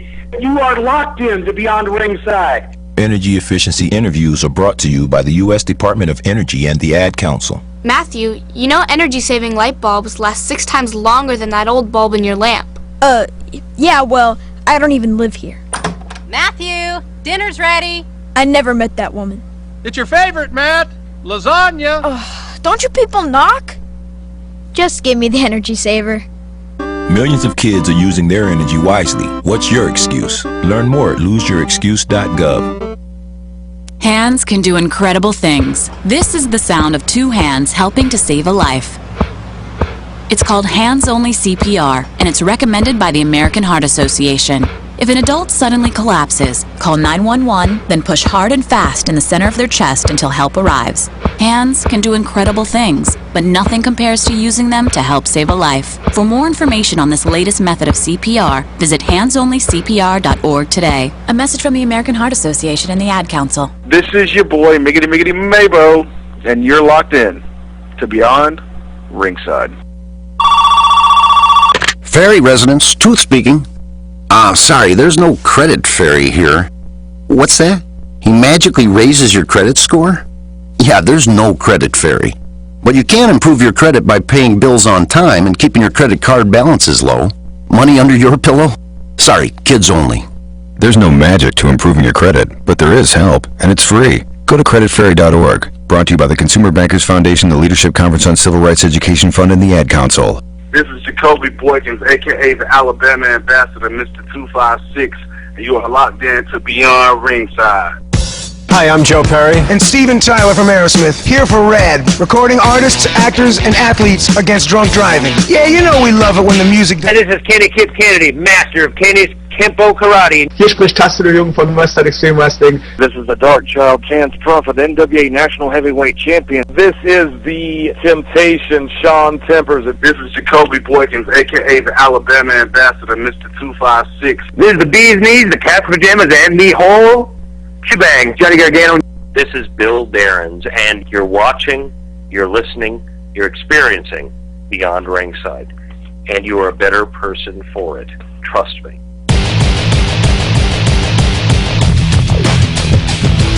Kicking off a brand new year and always ready to have some fun. Welcome back into Beyond Ringside Sunday Night Live. 10 minutes after the top of the hour. Apologies to the network affiliates up and down the line for the late break on that one and blowing off the bottom of the hour break without advance notice. I apologize for that. Fast Eddie Lane back in behind the control panel. Wicked Nemesis, how you doing? Having a heck of a night. Thank you, Leanne Engel, for coming on. And, don't worry about it. It's going to be a hell of a show. Yes, it is. Brooks Logan, welcome back. Well, I'm just glad I asked who the hell was on the line, because that would have made for an awkward back to air segment here, because we would all still be sitting here wondering who the hell is about to come on the show. Mabo, what's up, buddy? As soon as we're wrapped up, I'm going to go eat a bowl of banana nut bread ice cream from Bluebell. Actually, I'll have 2 bowls, one to eat and one to dip my balls in. God almighty. He likes his sweaty balls. And like to welcome in a very good friend of ours in more ways than one. He is actually one half of the GCW World Tag Team Champions with Global Championship Wrestling. Longtime fans of that promotion in and around the southeastern U.S. still recognize him as Mr. Blur, so we'll go ahead and pop that one right now. Mr. O'Hagan, welcome in. How you doing, man? I am fantastic. I hope you're getting your new year off to a great start. Yep, it's the best day of the year so far. Now, I'm going to break code for a second there, because if you heard me during the previous segment and I was cracking up a couple of times, O'Hagan was sending me text messages. He was listening in live and started to call in, and some of the messages he was sending was throwing me off, and it's like, thank you, I appreciate that. Every once in a while, I've just got to break concentration and try to regroup, so I'll use that infamous word from days gone by. First off, hell of a year in 2011 for you. I don't know if you heard the comment that we're making a little bit earlier when we were talking about championships, but in the GCW tag team ranks, you and Maniac O'Malley, known as the Brotherhood, have been involved in one hell of a feud with High Definition, Jeremy Foster and Cody O'Connor. Y'all have gone back and forth, but throughout it all, you and O'Malley have managed to hold on to the tag team straps. Well, I mean, it's pretty simple. I mean, for roughly 10 months out of this year, we've been champs. And as far as High Def goes, I've had a harder time wrestling my socks on than I have with them. Now, a company that you and I both work with, Global Championship Wrestling, we have our debut outing, or premiere outing, in 2012. It's going to be this coming Saturday night, January the 7th, in Palmerdale, Alabama, at the Palmerdale Homestead Community Center. Tickets for the event are $10 a piece. Bell time is going to be 7:30 p.m. Doors open at 7. And speaking of High Definition, you are involved in a one-on-one matchup with Jeremy Foster. No, I'm not. Okay, has that been changed? Oh, I'm sorry. No.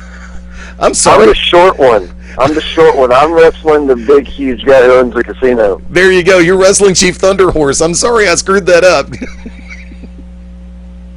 How did it end up being O'Malley and Jeremy Foster and you and Thunder Horse? I would figure that the two power guys for the combination would have been a good match, and you and Foster, being the more high flyers of the bunch, would have made a solid match. But you and Thunder Horse, that's actually a scary option for you. I've got some reservations about it, but you know.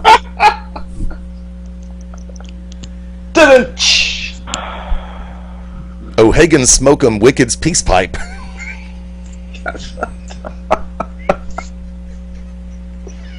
Now, I figure I'll go there and I might not even have to wrestle. I'm just going to give him a couple of shiny beads and he'll leave the ring. You think so?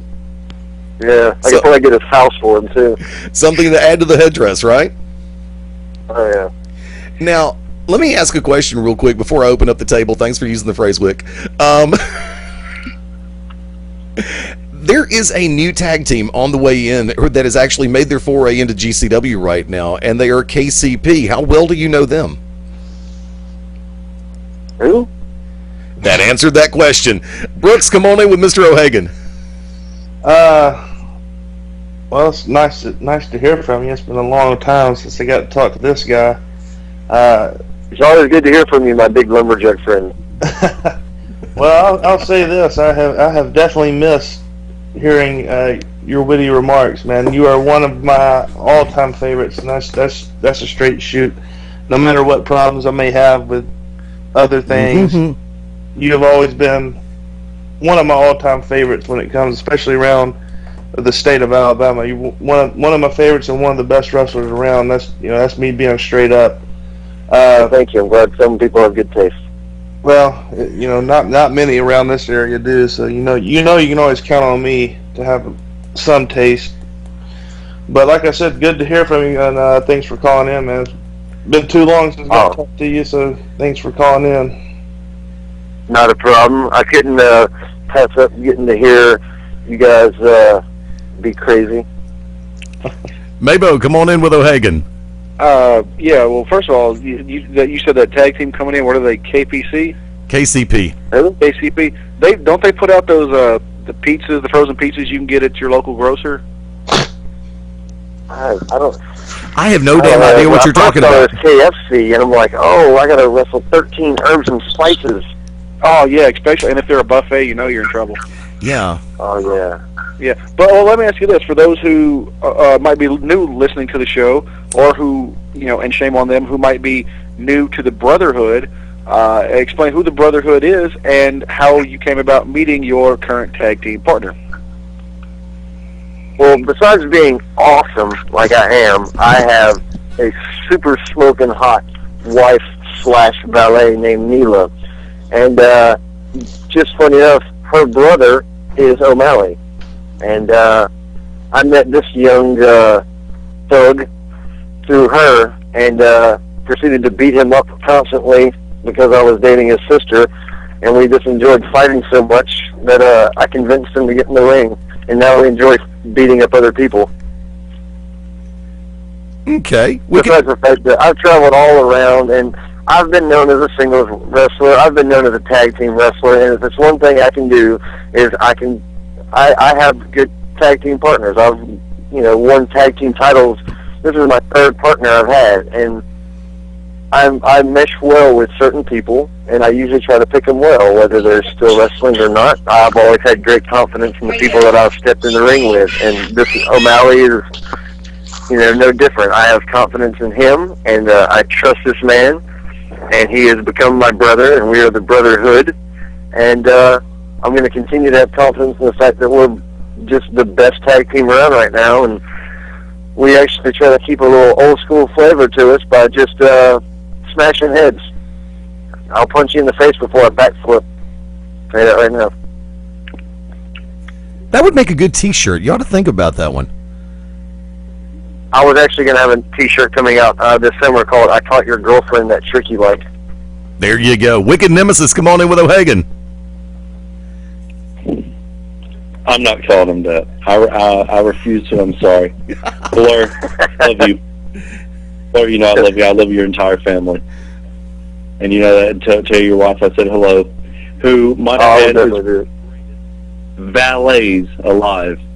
This woman, not only she'll do your taxes, she makes sure that O'Hagan and Mr. Blur, both personalities, and O'Malley are fed, that their bookings are taken care of, and that they don't get screwed on pay. So let's call it what it is. She is damn near a manager. If she had a penis, she would be a manager, I think.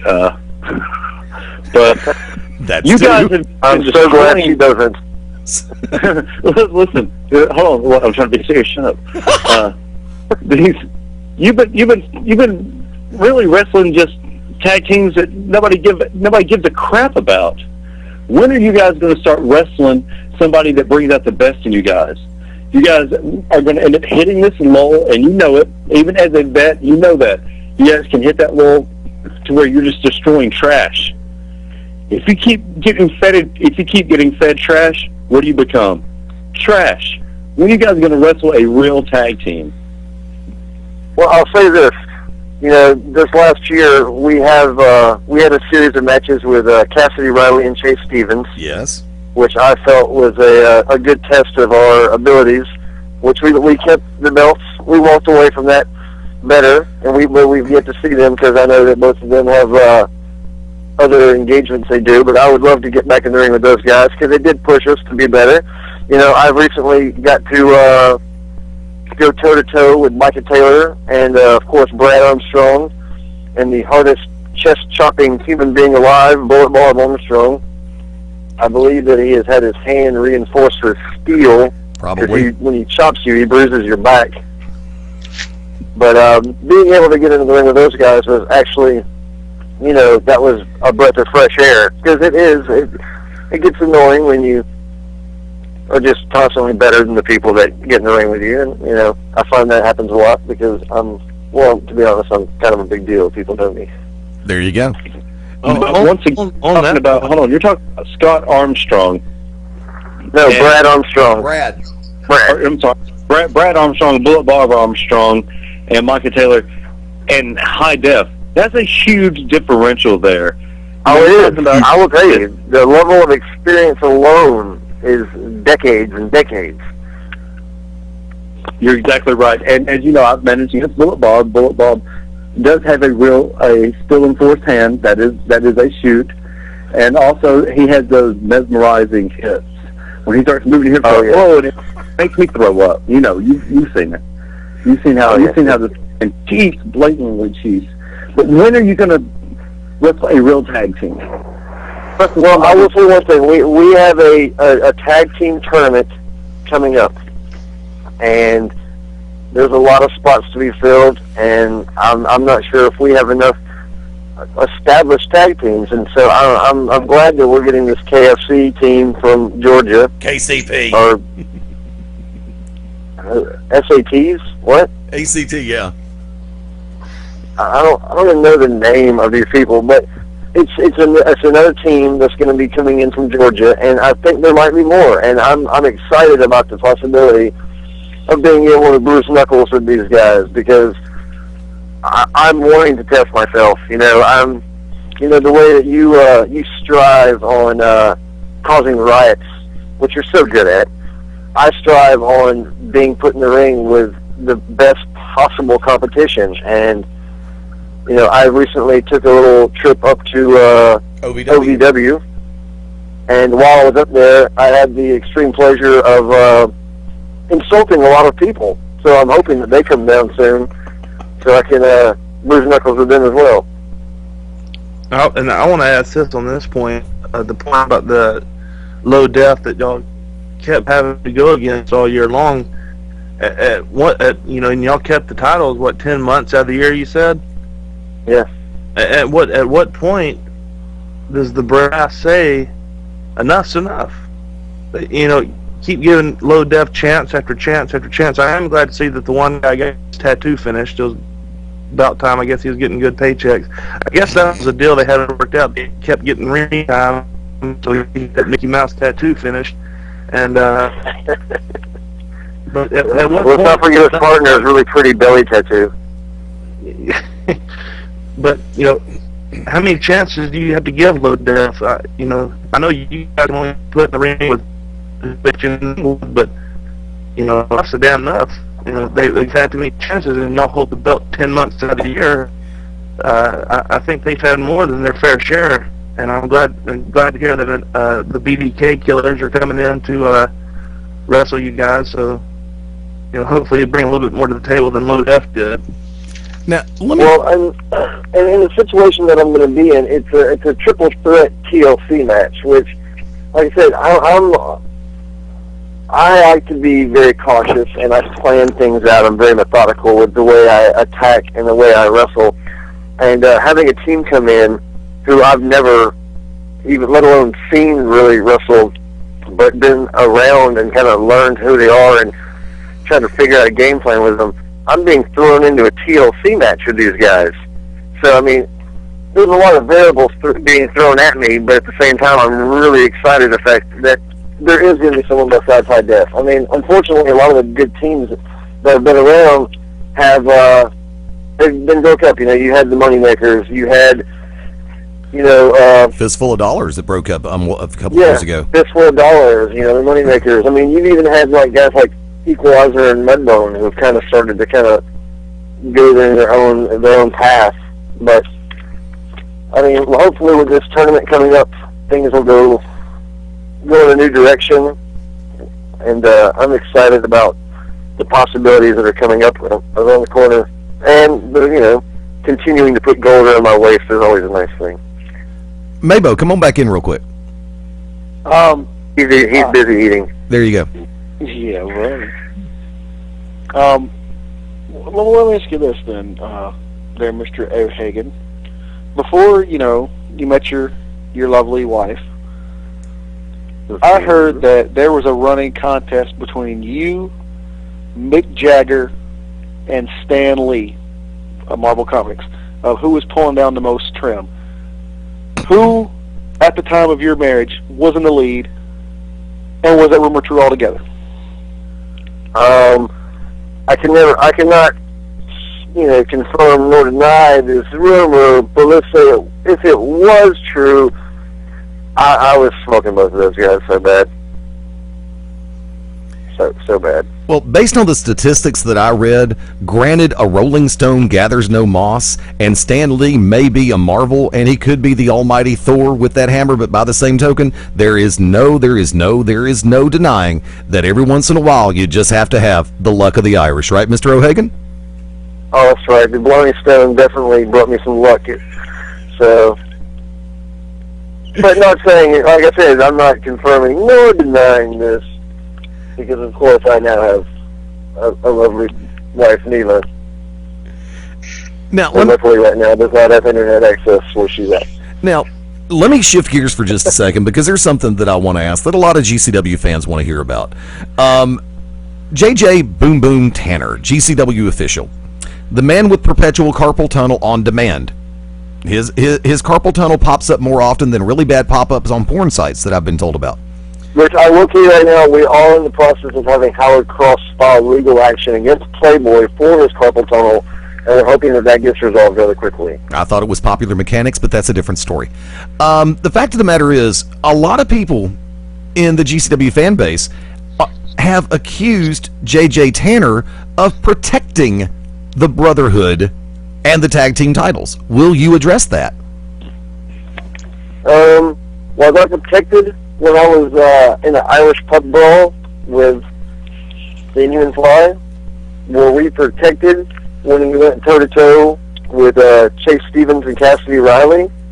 Have I had to be protected from anyone in the last, let's say, 9 months since, Boom Boom really decided that he really realized that we were the best and he wanted to be part of the best? I mean, for 9 months, no one could touch us. So exactly what do I need protecting from? Is JJ Tanner on the Brotherhood payroll, yes or no? No, but he is on the fan club. And if you got a problem with that, why don't you talk about Bernie Kowanowitz cheering and being a little cheerleader for every little punk that wants to come out there and high-five a little kid? Yeah, and I'm all about, you are kissing hands and shaking babies, but... Wait, Brooks, wait. O'Hagan, finish, please.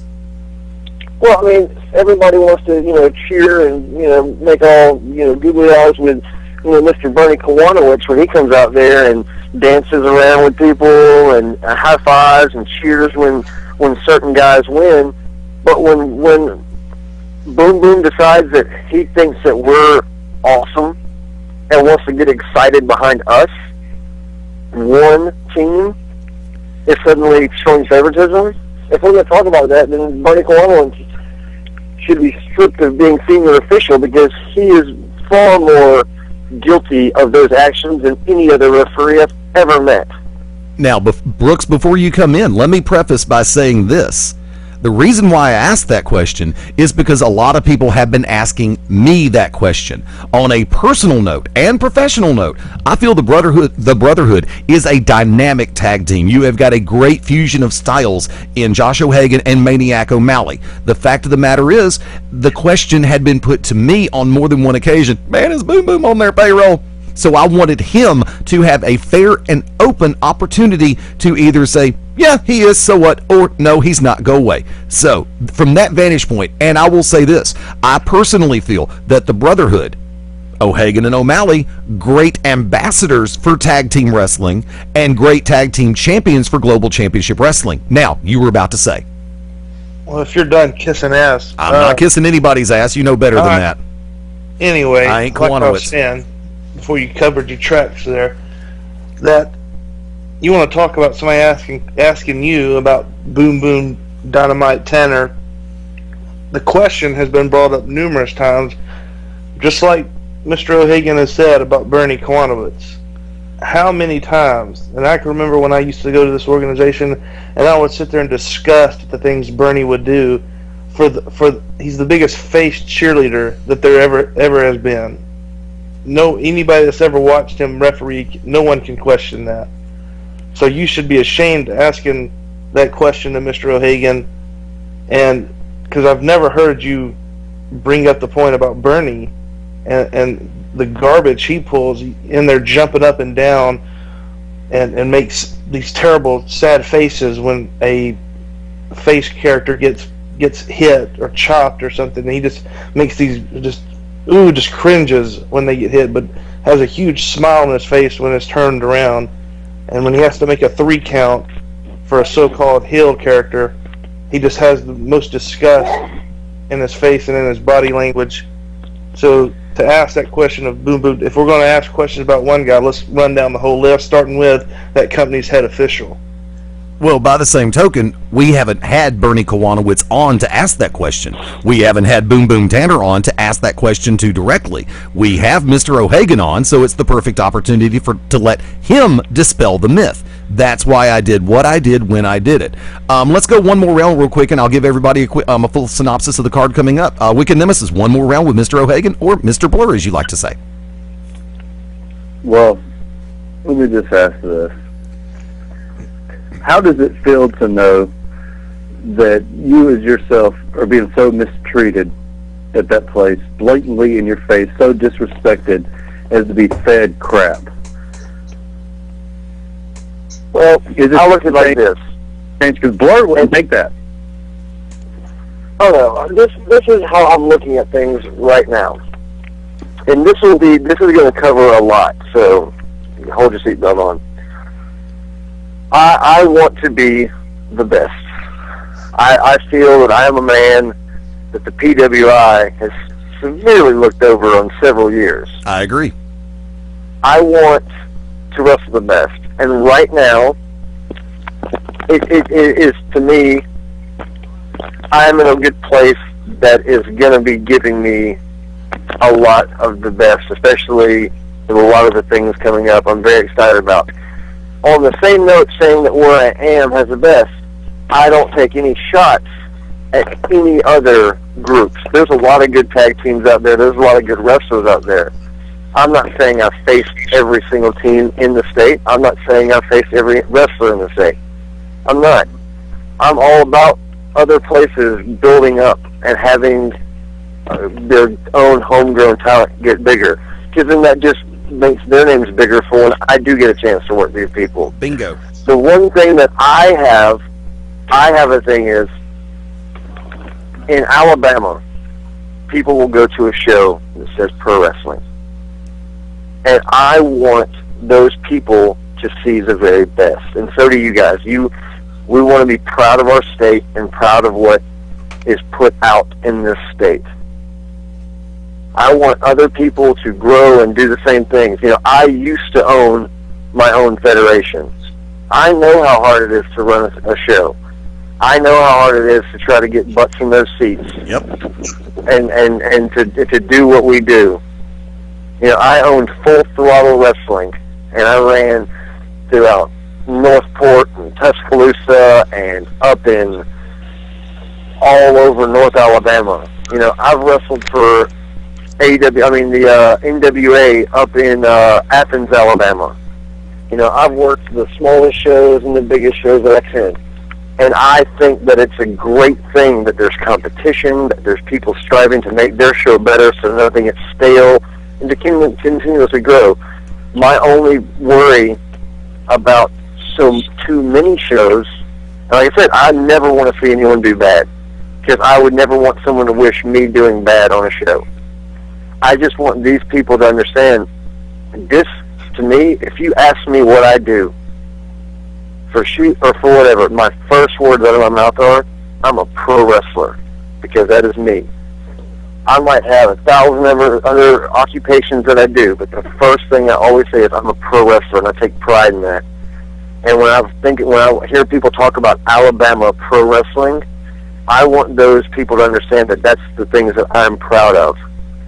So if there are people wanting to put on shows, there's going to be adversity in any territory you ever run in. It's going to happen.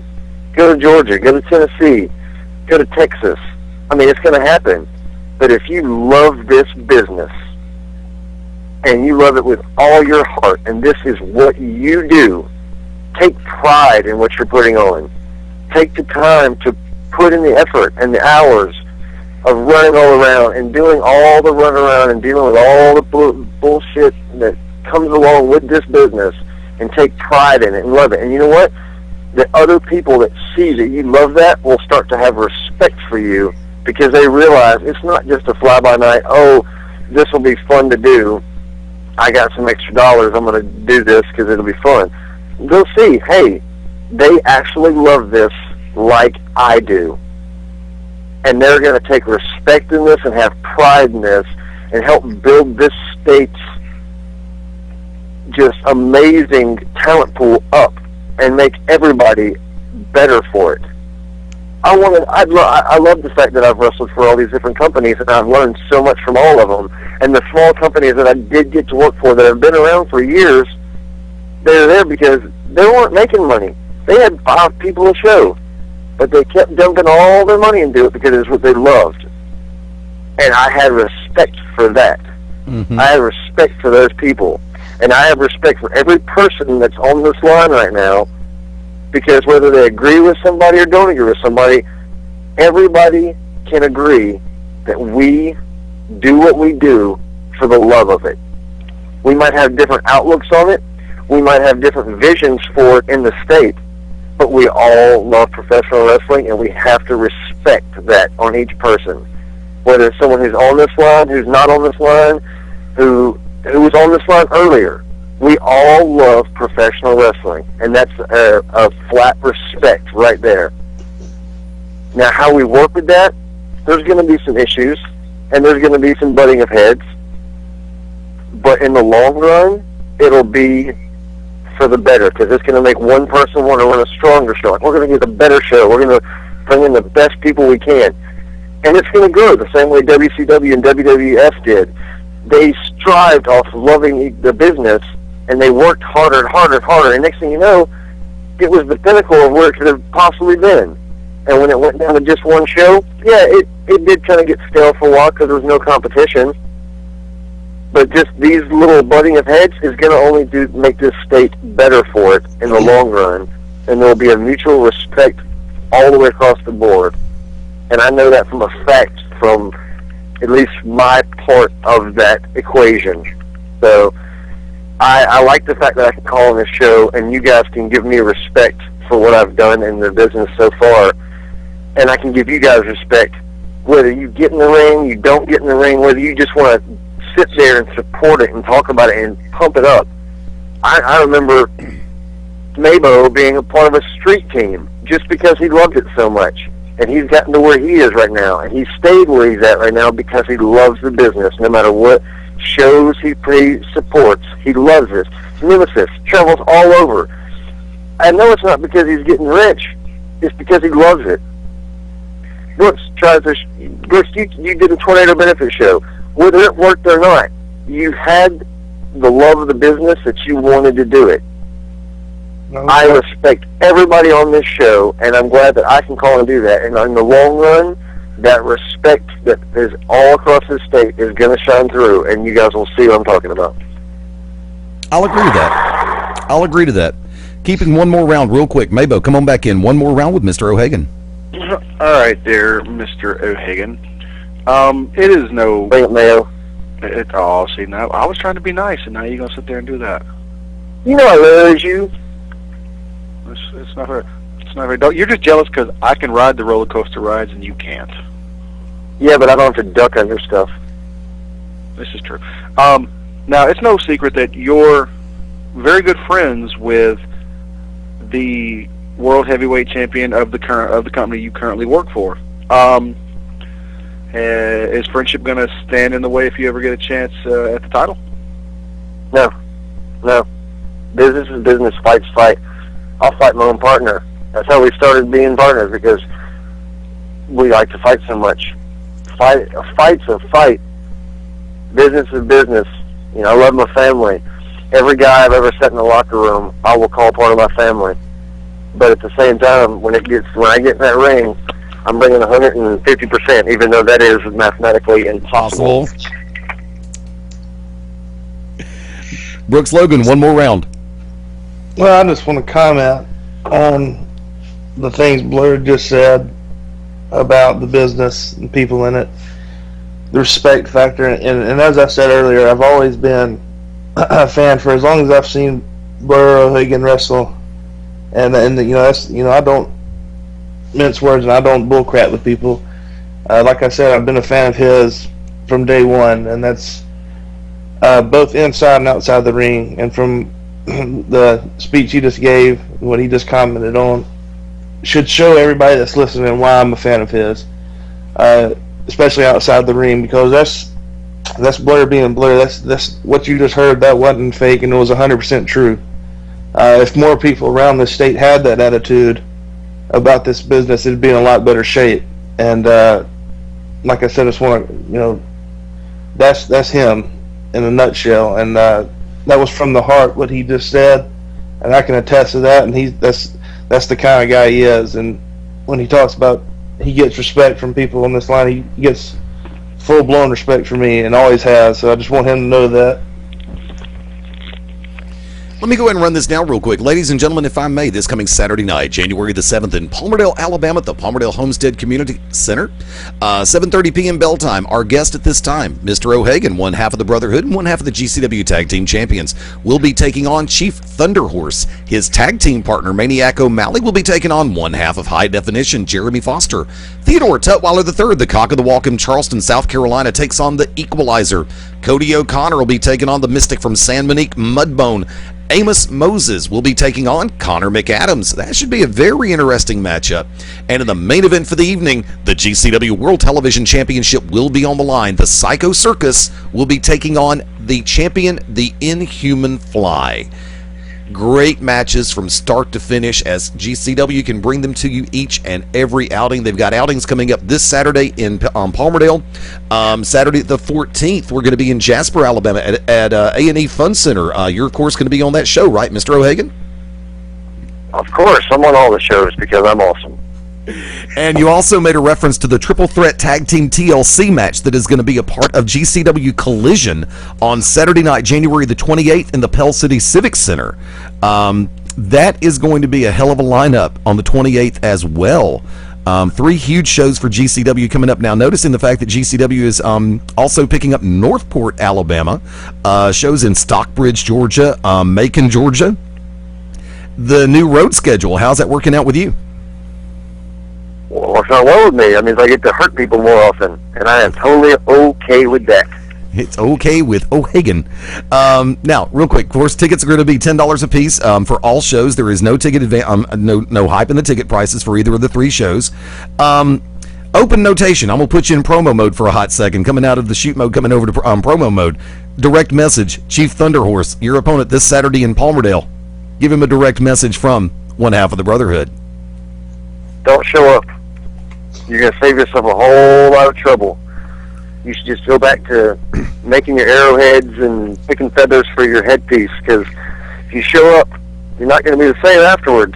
I'm faster, and you might be bigger, but I'm stronger. I'm a pure athlete. You're look at him. That's him. And then look at me. I mean, you can just tell right away. I'm not worried about this. I'm not stressing this.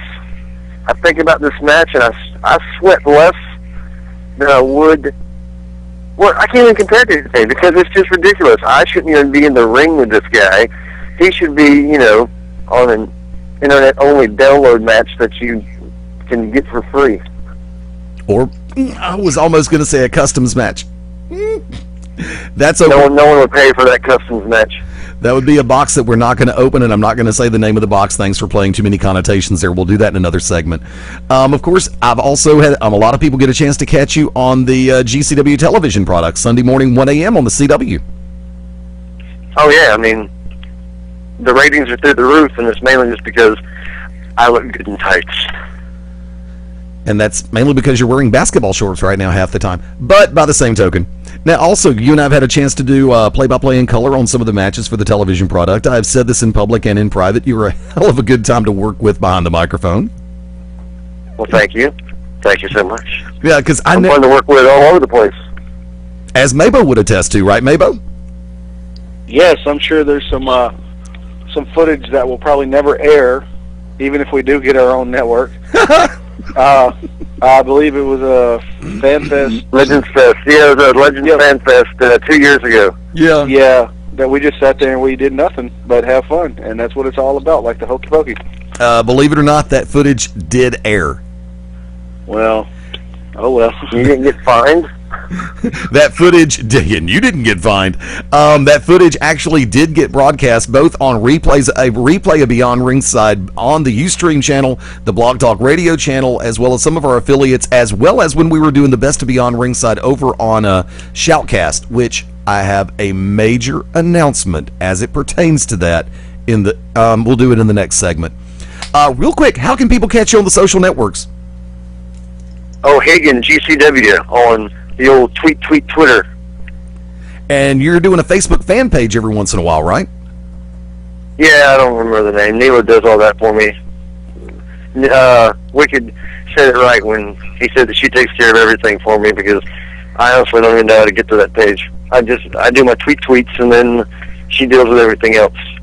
Yeah, I know. It's kind of like with me and Facebook. I have facebook.com/FastEddieLane for the fan page. I have the Twitter account. If you ask me how to get to my personal page, I don't know. I just log in, and I sometimes I even have to do a search for myself to see if I actually still exist. But it's always good to know that you exist, sir. It's a pleasure having you on board. I hope I'm looking forward to really big things in 2012. It's going to be a good year. I know it's going to be a good year. It's going to be a good year for this entire state, and I'm looking forward to seeing how everything plays out. And I'm just excited about everything, and I'm just ready to hurt some people. It's been too long since my last show, and I've just been jonesing for a fist fight. I'll see you Saturday night. Ladies and gentlemen, our very special guest at this time, one half of the GCW Tag Team Champions, one half of the Brotherhood with Maniac O'Malley. Mr. O'Hagan has once again gone beyond ringside. We'll be back right after this. Hi, Olympic gold medalist and professional beach volleyball player Misty May Trainer here with Bugs Bunny and Daffy Duck, reminding you to get moving every day. Because when you get moving an hour a day, you'll have more energy to dig into the things you like to do. Kick the soccer ball around, ride your bike, or dance in your room. Get up and play an hour a day, Doc. Check out how to be a player. Head online to get tips on great ways to get moving every day at www.letsmove.gov. A message from the Ad Council and HHS. This is the seven-figure deal Ace Rockwell, and as long as Wicked Nemesis isn't on the show, please listen.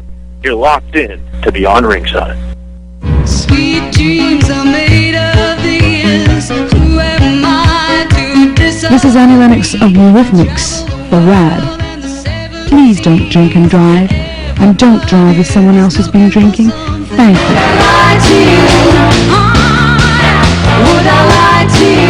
A public service announcement brought to you by the U.S. Department of Transportation, RAD, the National Association of Broadcasters, and the Ad Council.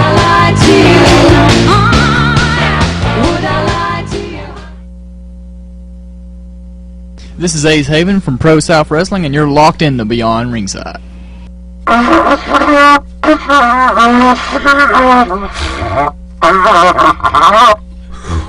See what I mean? You're right. I'm really not the worst trumpet player in the world. Thanks, Dad. Just keep practicing, son. You'll get it. The smallest moments can have the biggest impact on a child's life. Take time to be a dad today. Learn more at 1-877-4DAD-411 or visit fatherhood.gov. Brought to you by the U.S. Department of Health and Human Services and the Ad Council. Hi, this is April Hunter from aprilhunter.com, and you're locked in to Beyond Ringside. Energy efficiency interviews are brought to you by the U.S. Department of Energy and the Ad Council.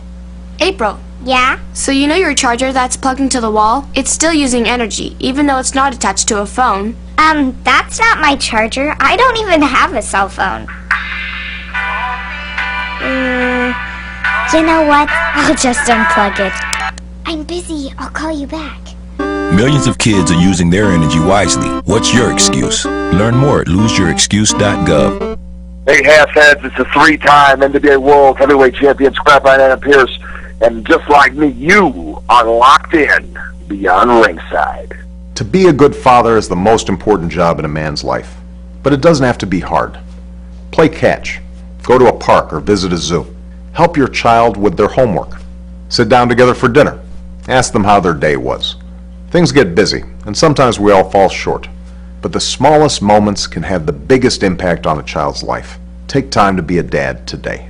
Learn more at 1-877-4DAD-411 or visit fatherhood.gov. Brought to you by the U.S. Department of Health and Human Services and the Ad Council. This is Angel, half of the Double Trouble Morning Team on Distant Thunder Radio, and you are locked in to Beyond Ringside.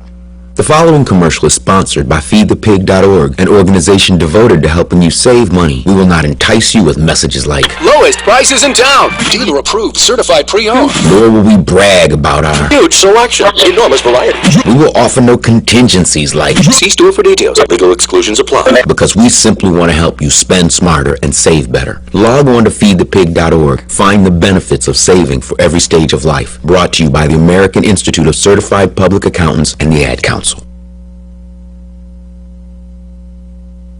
What's up, everybody? This is the Master of Malice, Mark James, and you are locked in to Beyond Ringside. Hey parents, introducing the Communicizer. Go from boring old man speak, I'm here if you want to talk, to 100% off the chain. Text me whenever, yo. I love you, Dad.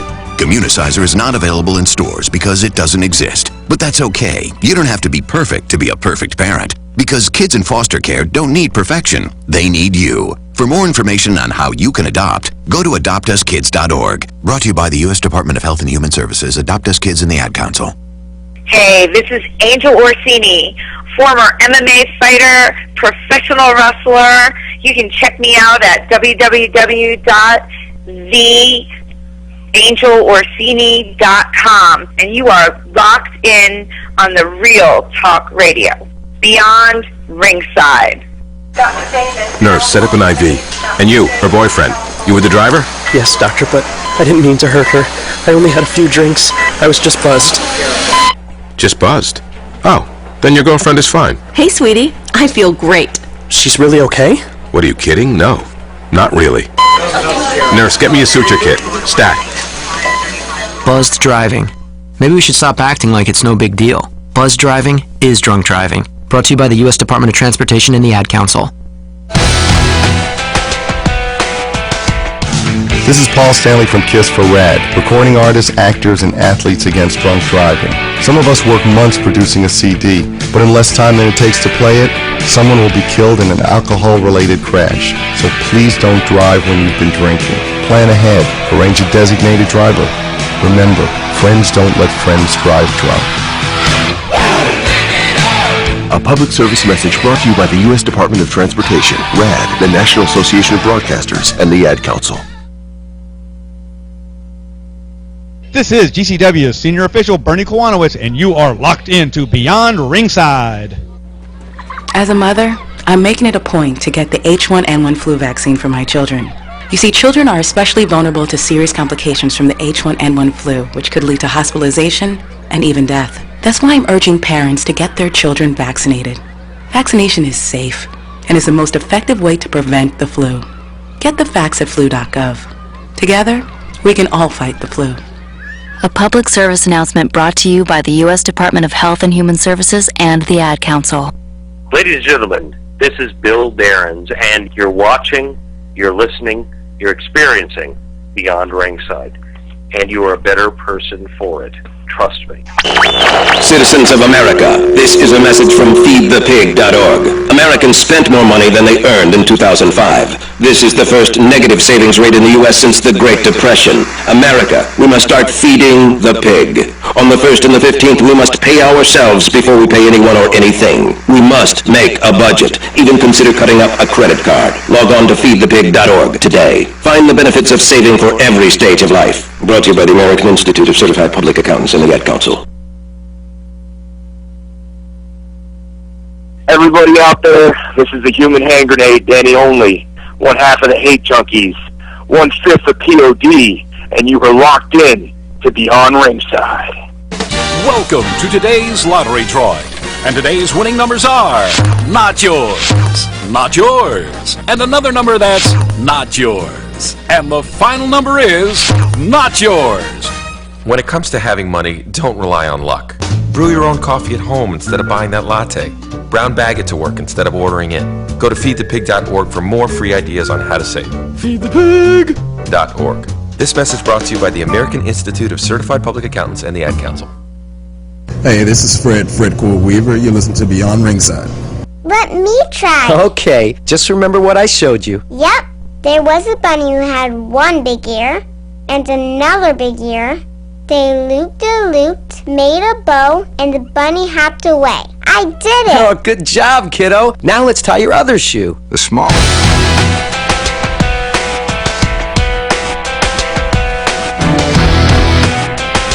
The music plays, the microphones go hot, and we are back live on this Sunday night edition.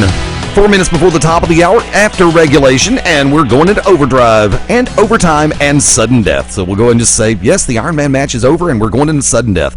Fast Eddie Lane, Mark Bowman, welcome back. Brooks Logan, welcome back. Wicked Nemesis, welcome back.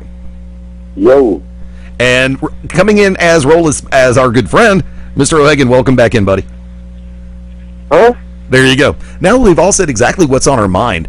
Phone lines are open, 205-316-9900 for a little while. We're going to go a little bit of overtime, have a little fun on this Sunday night edition. We are back on our regular Sunday night schedule. A couple of things I want to hit on real quick. We were making references during the interview to the television product of Global Championship Wrestling, and I'm not kissing ass in any capacity, but I had a chance... Yeah, right. Shut up, Brooks. I had a chance to watch last night's episode, this morning, Sunday morning, 1 a.m. on the CW.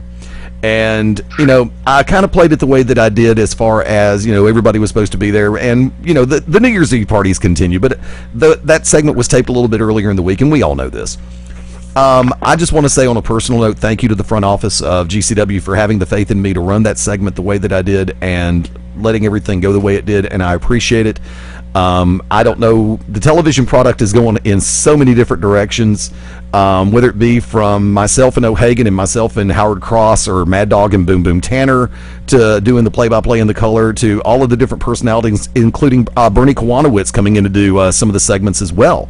El Professor, we miss you, man. We hope everything's going well south of the borderline, wherever you may be right now. You are missed. But like I said, I watched this morning's episode and I realized that it's like, wow, they let me run the in-studio solo, and I'm flattered, I'm humbled, and I'm very thankful for that opportunity. And like I said, I'm not kissing ass in any direction whatsoever. It's just, I do appreciate opportunities when they are presented to me. I've made the statement that O'Hagan and I have a blast working with O'Hagan doing the color and play-by-play. You're going to be on the show this coming Saturday night. Are we going to have a chance to sit down and do play-by-play and color again this weekend? Well, yeah, if we want ratings to go up. Let me guess, you and I equal ratings, right? Or at least one of us does. Well, yeah, I mean, look, I'm not going to sit here and give you a compliment or anything, but we didn't lose too many viewers on your segment, all right? Wait. Eddie was on the show last night? On the television product, yes. I was actually hosting the entire way through. Oh, man, I thought that was like Han Solo's out-of-shape uncle. I didn't know that was you. You didn't know I was Han Solo's out-of-shape uncle? I didn't know that. Yes, I just have a bigger blaster. Oh, yeah, too bad it misfires. It just doesn't work. No, it doesn't work anymore. I saw where you were going. I knew it. And he spends a lot of time at Star Wars conventions hanging out with Amos Moses because he looks like Chewbacca. I thought for a minute you were going to say Thunder Horse. I thought you were going to say Thunder Lips. As long as you didn't... I was about to get shot. Oh, damn, I was about to say something. However... No, if you were hanging out with Thunder Horse, people would think that you guys were half of what the village people. Boo. Eddie had his full leathers on. Yeah, really. Genesis is coming up next week. Hard segue. Sega! Yeah, really. I have to ask a question. And coming back into the real world of professional wrestling, which we all enjoy, know, and love, whether it be on the local level or the televised level, has there been one pay-per-view that has been given less possible push whatsoever for what used to be one of the banner pay-per-views for TNA Wrestling, Brooks? What pay-per-view? Exactly. Mabo? Dude, that's pretty much been the majority of TNA's pay-per-views. Whether you agree or disagree, it's just like all the pay-per-views are bookends between poorly booked storylines or flip-flop, heel to face, face to heel, without any explanations or just comebacks for drug addicts or anything. So, I mean, I don't know what's happened to TNA, and the only real build-up right now that we've got is the semi-build-up to the wild card tag thing, and then let's see, X Division. I guess Jeff Hardy and Bobby Roode. Well, like I said, I think honestly, I think I said this earlier in the show. The best overall scenario that the fans can identify with is the X Division championship match coming up in the 4-way. Yeah, but I mean that was mainly built around Zema Ion and Aries. No. Wait, who was it? Not Nice. Yeah, Nice, or the guy I like to call not Jesse Sorensen. There you go. I mean, what happened to Brian Kendrick? Anybody knows he disappeared? Just I have no idea. Wicked Nemesis, have you read anything? No, I don't watch TNA. Okay. O'Hagan, have you seen anything? Honestly, I don't watch TNA. I stopped watching it when they changed into WCW. Therein lies a question. Have they actually dropped lower than WCW did before the buyout? Yes or no, Wicked Nemesis, based on what you've seen? They're lower. They're a lot lower because at least WCW had people that Vince wanted to sign. If TNA went under right now, there'd be maybe 5 people Vince would sign, maybe 5. He would want to sign Sting, AJ Styles, Bobby Roode, Kurt Angle, possibly. Yep, James Storm and Gunner. That'd be it. Okay, let me ask a question straight up between me and you then. All 5 of us here know before there was Gunner, there was the Universal Soldier, Phil Shatter. Tremendous personality. I've worked with him on previous occasions. Great. In-ring, behind the scenes, tremendous individual. Look forward to the day where I might be able to work with him again. Inside or outside of TNA, doesn't really matter to me. I just enjoy working with people I know that are quality in the ring and quality at a show. How well do you feel that someone like Gunner would work in the WWE scheme of things? I'll start with Brooks Logan. Man, I don't know.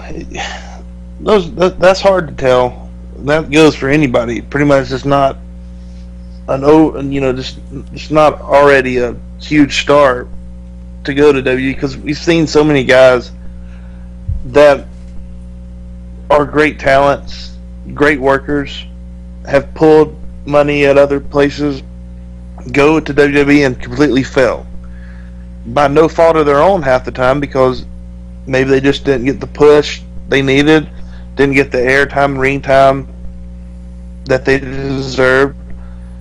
So if Gunner was put in WWE and used properly, he would be a superstar, no doubt. But like I said, it goes back to how they use them. Like I said, they've had talented guys come in there, and you see them for a week or two, and then you don't see them again until you see where they got featured endeavored, and you never knew what happened to them. So, like I said, if he was properly used and properly pushed and put in the right positions, he would be a star, no doubt. Mabo. Honestly, if he excuse me, it's past my bedtime. If he kept that Mr. Intensity thing that he's starting to build in TNA, if he amped it up, I think he would definitely be a good fit, especially with the. I hate using the term youth movement because, some of those guys aren't that far behind in age from, Cena and a couple of the others. I mean, hell, I'm not that much older than John Cena, so I really hate to say youth movement, but I think that he would fit in great. Definitely would, fit. I think it'd fit well in the IC or the US division, given some time. Maybe give him about a good year of build, and then plug him into one of those. I think it'd fit perfectly. But like I said, he'd have to take that Mr. Intensity deal that he's going with now and just and crank it up a couple notches. O'Hagan. The biggest hurdle any guy is going to have in TNA ever going to WWE is the fact that when you're traveling the world on the indie scene, and when you're working at TNA, there's so much focus on, being the best wrestler and putting on the best wrestling matches. What they don't understand is once they get into the WWE, it's a bigger picture. You're not just going out there putting on matches. You're cutting promos. You're putting butts in seats. And Nemesis can tell you firsthand, you can have a guy who can wrestle circles around anybody, but he can't talk, he can't perform, he can't tell a story, he can't do anything. It's the same. You can see that anywhere across the U.S.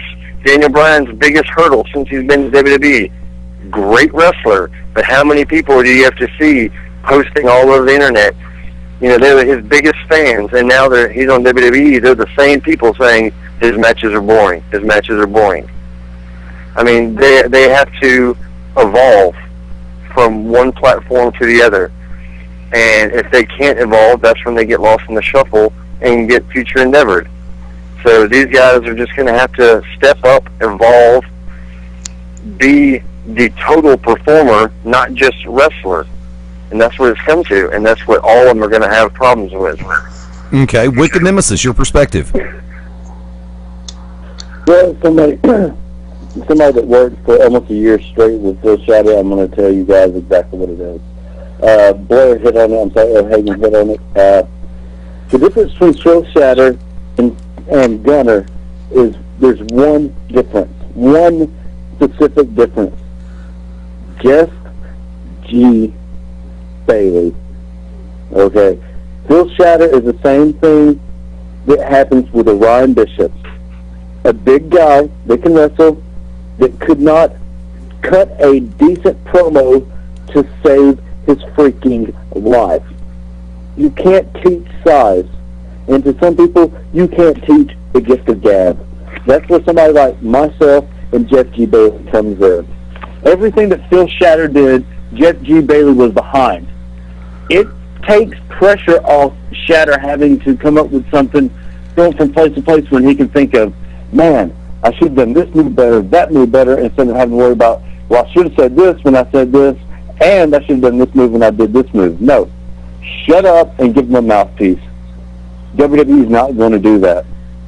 That's the one thing that's lacking in his character right now in TNA. You give Shatter, Gunner, whatever, a mouthpiece. Give him somebody as myself, same thing with Matt Morgan. They shouldn't have to speak. All they have to do is worry about wrestling, worry about the in-the-ring stuff, worry about that part, and let somebody like me worry about the rest. And I promise you, he will be ready, but they're not going to do it. And when they go to WWE, they completely erase your mind, because there's a WWE type of way. We all know this. Yep. Tell you what, I'm looking at the clock, and I also caught the hint from Mabel a minute ago. Tell you what, I'm going to go ahead and go 3 good minutes all the way around the board, and what I'm going to do is last call. Any topic, any idea that you'd like to run with? Gentlemen, we all have 3 minutes apiece. Wicked Nemesis, I'll start with you. All right, thanks. Well, as everybody should already know that follows me on Twitter. It's not shameless plugs. January 7th, Alabama Championship Wrestling, Carbon Hill. I will be there with Johnny Slaughter. Of course, as most of us know, or as most people know us, the Merchants of Death, the MOD. We will be destroying lives and changing lives in 2012. Also, January 13th, Alabama Wrestling Alliance. AWA returns to Mumford, 65 Mitchell Street. I will be there, of course, writing review for Beyond Ringside and for PW 24/7 and Shoot Finished. Now, I will be interviewing fans. I will be taking pictures. I will be writing. I will do everything. This time I'll actually sign autographs. As everybody that comes there knows, I haven't signed autographs. I will be this time. I was told that I should. I thought it might take away from the matches, but obviously everybody wants me to. So even if it's during the main event. So I will be signing, and I will ask everybody's opinion. See how everybody's doing. We'll be talking to the fans. We'll be interviewing the fans. Give them a decent experience. Once again, like I said, that is a Friday.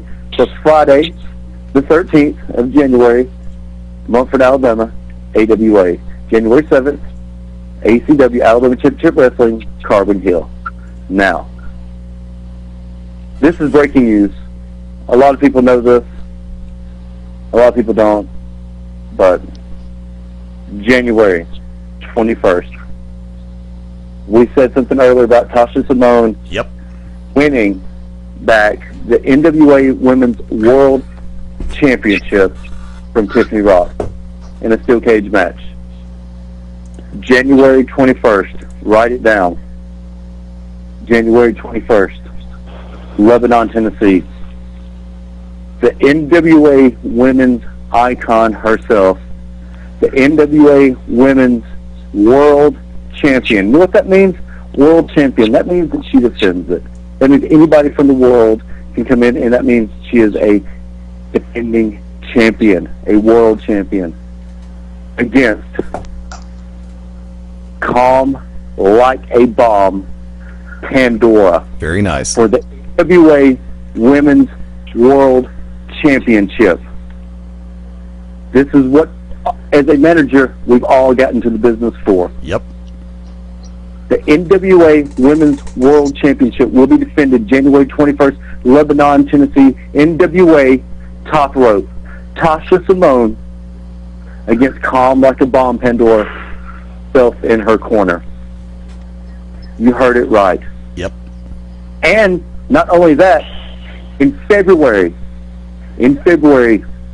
when we win that title on January 21st, February, ACW, Calm Like a Bomb Pandora will defend that title against Aisha Sunshine.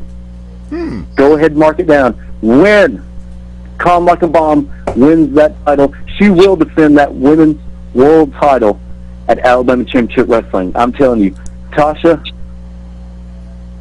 you've done great things for this business. But the greatest wrestler of this generation, the greatest women's wrestler of this generation, Calm Like a Bomb Pandora, is taking that title home, taking it back to the top. And we will gladly defend that title against anyone.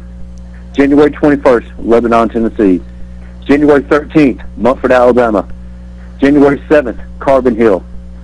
And for any wrestler out there that wants to be a part of Alabama Championship Wrestling, do not hesitate. Make sure you have footage, because if you do not have footage, it is worth a crap. Do not contact me. ENOCH@thewickednemesis.com. I don't give a crap what outlaw promotion you work for. I don't care who you've wrestled. If you cannot give me good footage, don't worry about it. As Blair said, it's time for wrestling in Alabama to step up. Yep. What better way to do it than to start by going out and making a better name for yourself? You worry about yourself and the rest will fall into place. Enoch, ENOCH@thewickednemesis.com. Go out and support your local independent wrestling, because it's out there. It is. Blur has shows coming up, I have shows coming up, and I guarantee you this. Somebody listening to this show right now has even more shows coming up. There's a show right now. The future of this business is in your backyard. So to speak. Remember that. It's in your hometown, not necessarily your backyard. I had to say that. Brooks Logan, 3 good minutes. What's your topic? Well, I've not been known to go 3 good minutes. That's what she said. That's exactly my point, Eddie. That sounds like Mabo's first time. But my first time was no different than my 500th time. But how's your credit card? I don't know. I use your number, so. Hey! No, really. I don't have much. I think it's been covered. Other than what Wick said with the shows coming up, which the Montford show I think I'm gonna try to be in attendance for, so hopefully get to catch Wick there.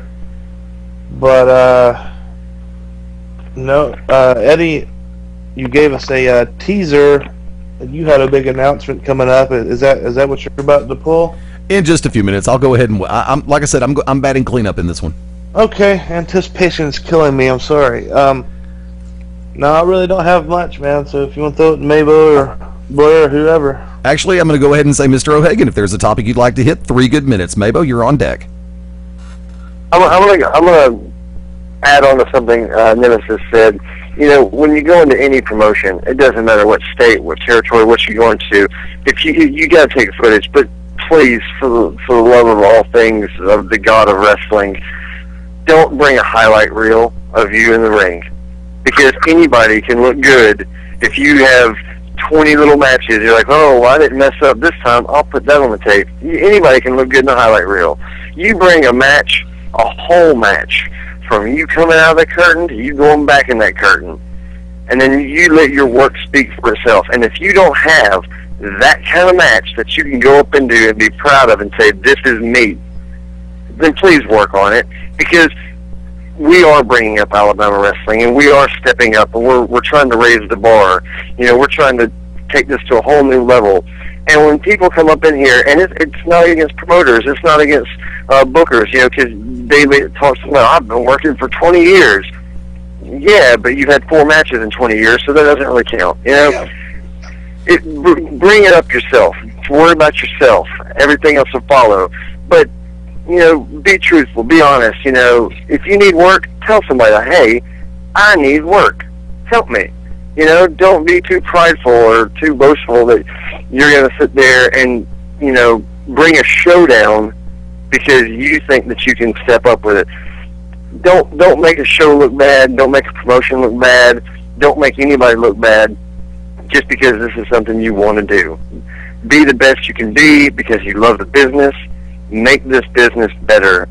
You know, don't bring everybody else down because you don't want to, you know, better yourself in your craft.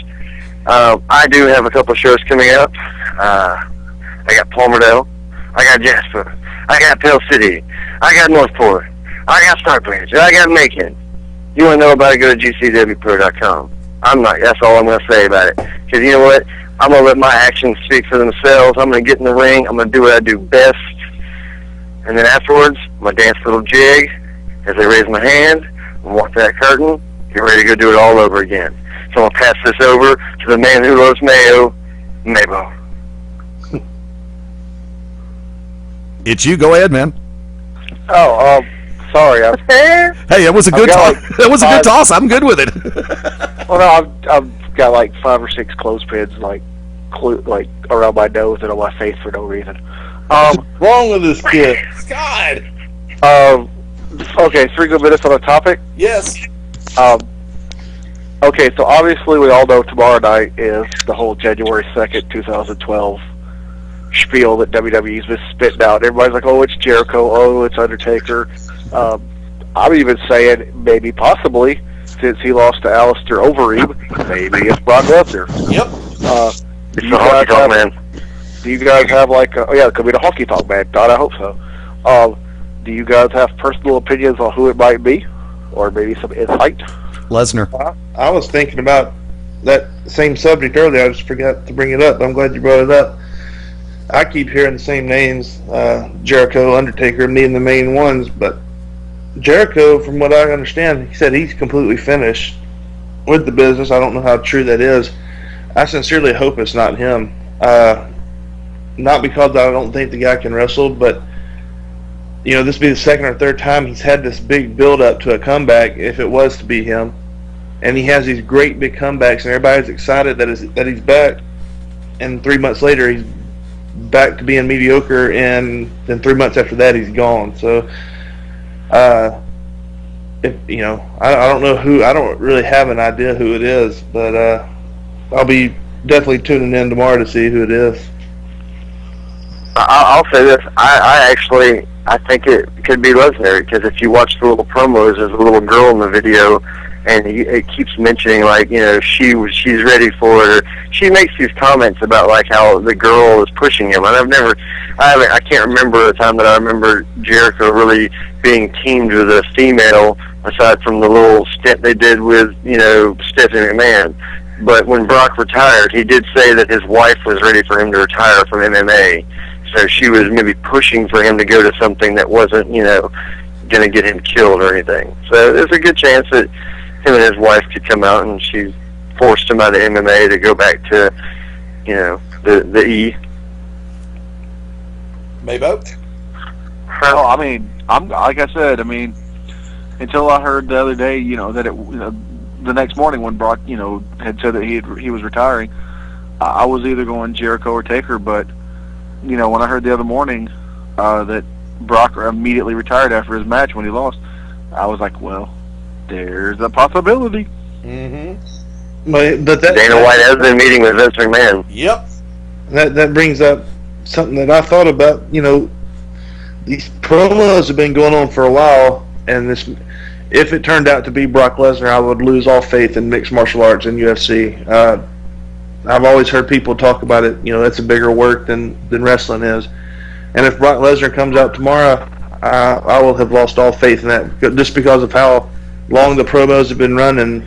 And you know, Brock said, and with the way Brock Lesnar looked in that fight was absolutely pathetic.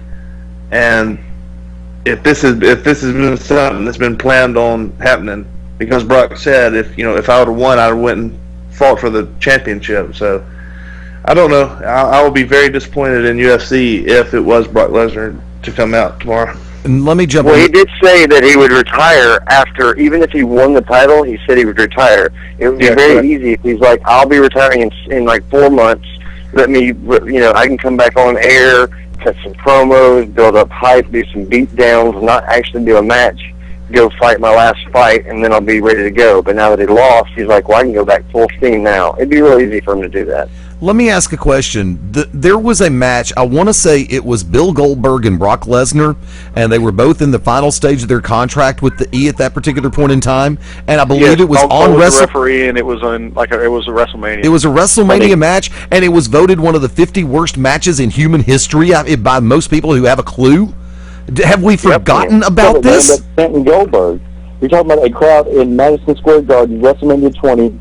The crowd that saw Chris Benoit win his first heavyweight title ever, and then start chanting Goldberg at the end of it because Lesnar was a douchebag at the very beginning of the match. He starts antagonizing the fan, and they start, chanting, don't come back and things like that. And he just looks at them and flips them off, and he said, no. Everybody knew that he was leaving. Brock Lesnar could have been the greatest wrestler of all time, but he is a mental midget. That's all he is, a mental midget. He has the brain capacity of a 9-year-old. He thinks if it's not all about him, then it doesn't matter. That's how it goes. That's the God honest truth. Look at everything he does. Vince McMahon bought this man a private jet. Yep. Because, I don't want to go here. I don't want to go there. I want to do his special. This person, that person makes me mad. The man bought him a private jet, and he still acted like a prima donna and a diva. Yep. I think personally it's going to be Chris Jericho coming back, just because of some of the things that the girl says are lyrics from Fozzy songs. Very good. And has anybody not ever learned? A heel lies. That's what they do. Anybody that believes a heel, you guys are mediocre. I mean, never believe a bad guy. Well, I mean, he actually said that, the last time he was scheduled for his comeback, and he told everybody, like, oh, I'm not going to be at Raw that night. I'm going to be in Hawaii or something. And then he shows up, and he literally got on Twitter as soon as he got off stage. He said, I'm a heel. I lie. Ha-ha. Yeah. So, well, didn't he also post the thing right before he came back to WWE, a big thing of TNA with his name on it, just to make people think he was going to go to TNA? Yep. You rapping, Mabo? No, I'm not lyrically good enough to do that. Are you good, or was there anything else you wanted to hit? Yeah, there's several ladies I'd like to hit, but that's neither here nor there anyway. Topic so why don't you still just go ahead and make your announcement there, Puddin' Pop? Okay, Dreamsicle. Now I'm getting that echo really bad, too. Therein lies the question. Yes. Number one, and let me see something. No, I can't see who's getting the echo right now. So we'll work it like this. Number one, for our initial foray back here on Beyond Ringside, I made the conscious decision to take everything back to our home state of Alabama level, because there is a message that I want to put out there, and it's jumping on what Wicked Nemesis said on his final comment. There is some tremendous action that you can find in your hometown, in your home state. It doesn't matter if you live in Alabama, Arkansas, Arizona, California, Alaska, Georgia, Florida, New Hampshire, Rhode Island. I'll run all 50 states if I have to. It can be in Australia, it can be in Japan, it can be in Germany, it can be in Puerto Rico. Thank you, Dutch Mantel, with 2 L's. The trick to it is you have to get out there and look for it. Case point scenario. This coming Saturday night, January the 7th, there are 2 great shows that are going to be taking place in 2 different parts of the state of Alabama. Alabama Championship Wrestling, you can see the graphic on the screen, will be in Carbon Hill, Alabama. Global Championship Wrestling will be in another part of the state in Palmerdale, Alabama at 7:30 p.m. 2 good promotions, 2 good shows, great lineups on both cards. For the fans in the northwestern part of the state or in the western part of Alabama, if you're within an hour of Carbon Hill, trust me, you're going to have fun at ACW. For the fans in the eastern part of the state, northeastern and east central Alabama, if you're within an hour of Palmerdale, you're going to have a great time at GCW. I guarantee you both shows are going to be good and worth the money. We are going to get back, to basics here on Beyond Ringside to a great degree. Wednesday, January the 11th, the Alabama Athletic Commission will be meeting. I have been told that it will be a quorum of all 5 council members that will be there, all 5 commission members. After the fiasco that happened in the month of December, at the last meeting when only 2 commissioners were present. That didn't set well with a crap ton of people, myself included, and more so than that, it didn't set well with the governor of the state of Alabama. So the governor of the state pretty much said, I want everybody there. Well, Beyond Ringside will be represented at the Alabama Athletic Commission meeting on Wednesday, January the 11th. I will personally be there to watch the proceedings, and I will have a full report the following Sunday here on BR. I want to thank Christy Wood Isbell for all the information she's been sending our way. I want to thank Vicki Jackson for all the information that she's been sending our way. Adam Gibbs with Sport Fight X, Tom Stedham, all been sending me great information about the Athletic Commission, even though Stedham's now down in Florida. Good luck on the acting and the fighting career. Always good to hear from you, Tom. But we will be represented at the AAC meeting, the Alabama Athletic Commission. And we will be watching to see what happens. There are some tremendous strides being made in the worlds of mixed martial arts, professional wrestling, prize fighting, all of the above, even the Ladies Lingerie Football League. God, I still love that show. But I want to go ahead and give this one out there. We may be back to our roots for this particular episode, but we're going back, and we're going back worldwide in more ways than one. Had a great conversation with Tasha Simone earlier this week. She'll be rejoining us here on Beyond Ringside in the next couple of weeks, possibly next week. Keep your eyes open on the Facebook fan page, facebook.com/Beyond Ringside Live, because I've got a major announcement coming up pertaining to next Sunday's show. I cannot pop that announcement right now because I don't have a total confirmation on it. However, announcements that I can make. Number 1, Angel Clark, good friend of ours with Distant Thunder Radio. Her health is improving. Our prayers and thoughts are still with you. Hope you and the family have been having a good Christmas season, holiday season.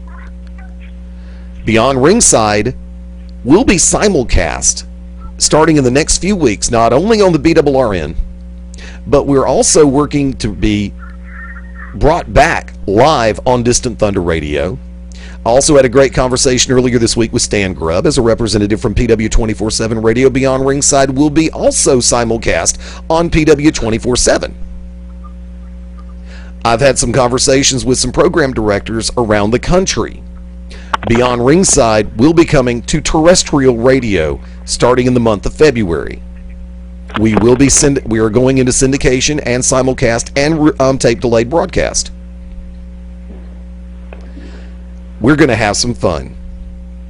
Your home for wrestling sports talk, MMA sports talk, and a hell of a lot more goes worldwide in 2012.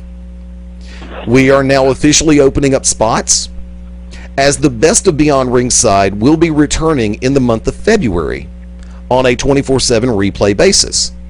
I will also be adding in content from other shows. Not just here at Beyond Ringside. There will be other shows featured. Those talks are going to start taking place in about 6 minutes and 35 seconds. That's a hint, Wick. So it's going to get even bigger. It's going to get even better. And we're going to have a hell of a lot of fun. PW 24/7, Distant Thunder Radio, Beyond Ringside, the family comes together in 2012. It may be the end of the world as we know it, but you know something? I feel fine. Let's take it home. Shameless plugs real quick. Wicked Nemesis. You might have wickednemesis.com for bookings, for sensitive for ACW bookings. Also, as I said, January 7th, ACW Carbon Hill. January 3rd,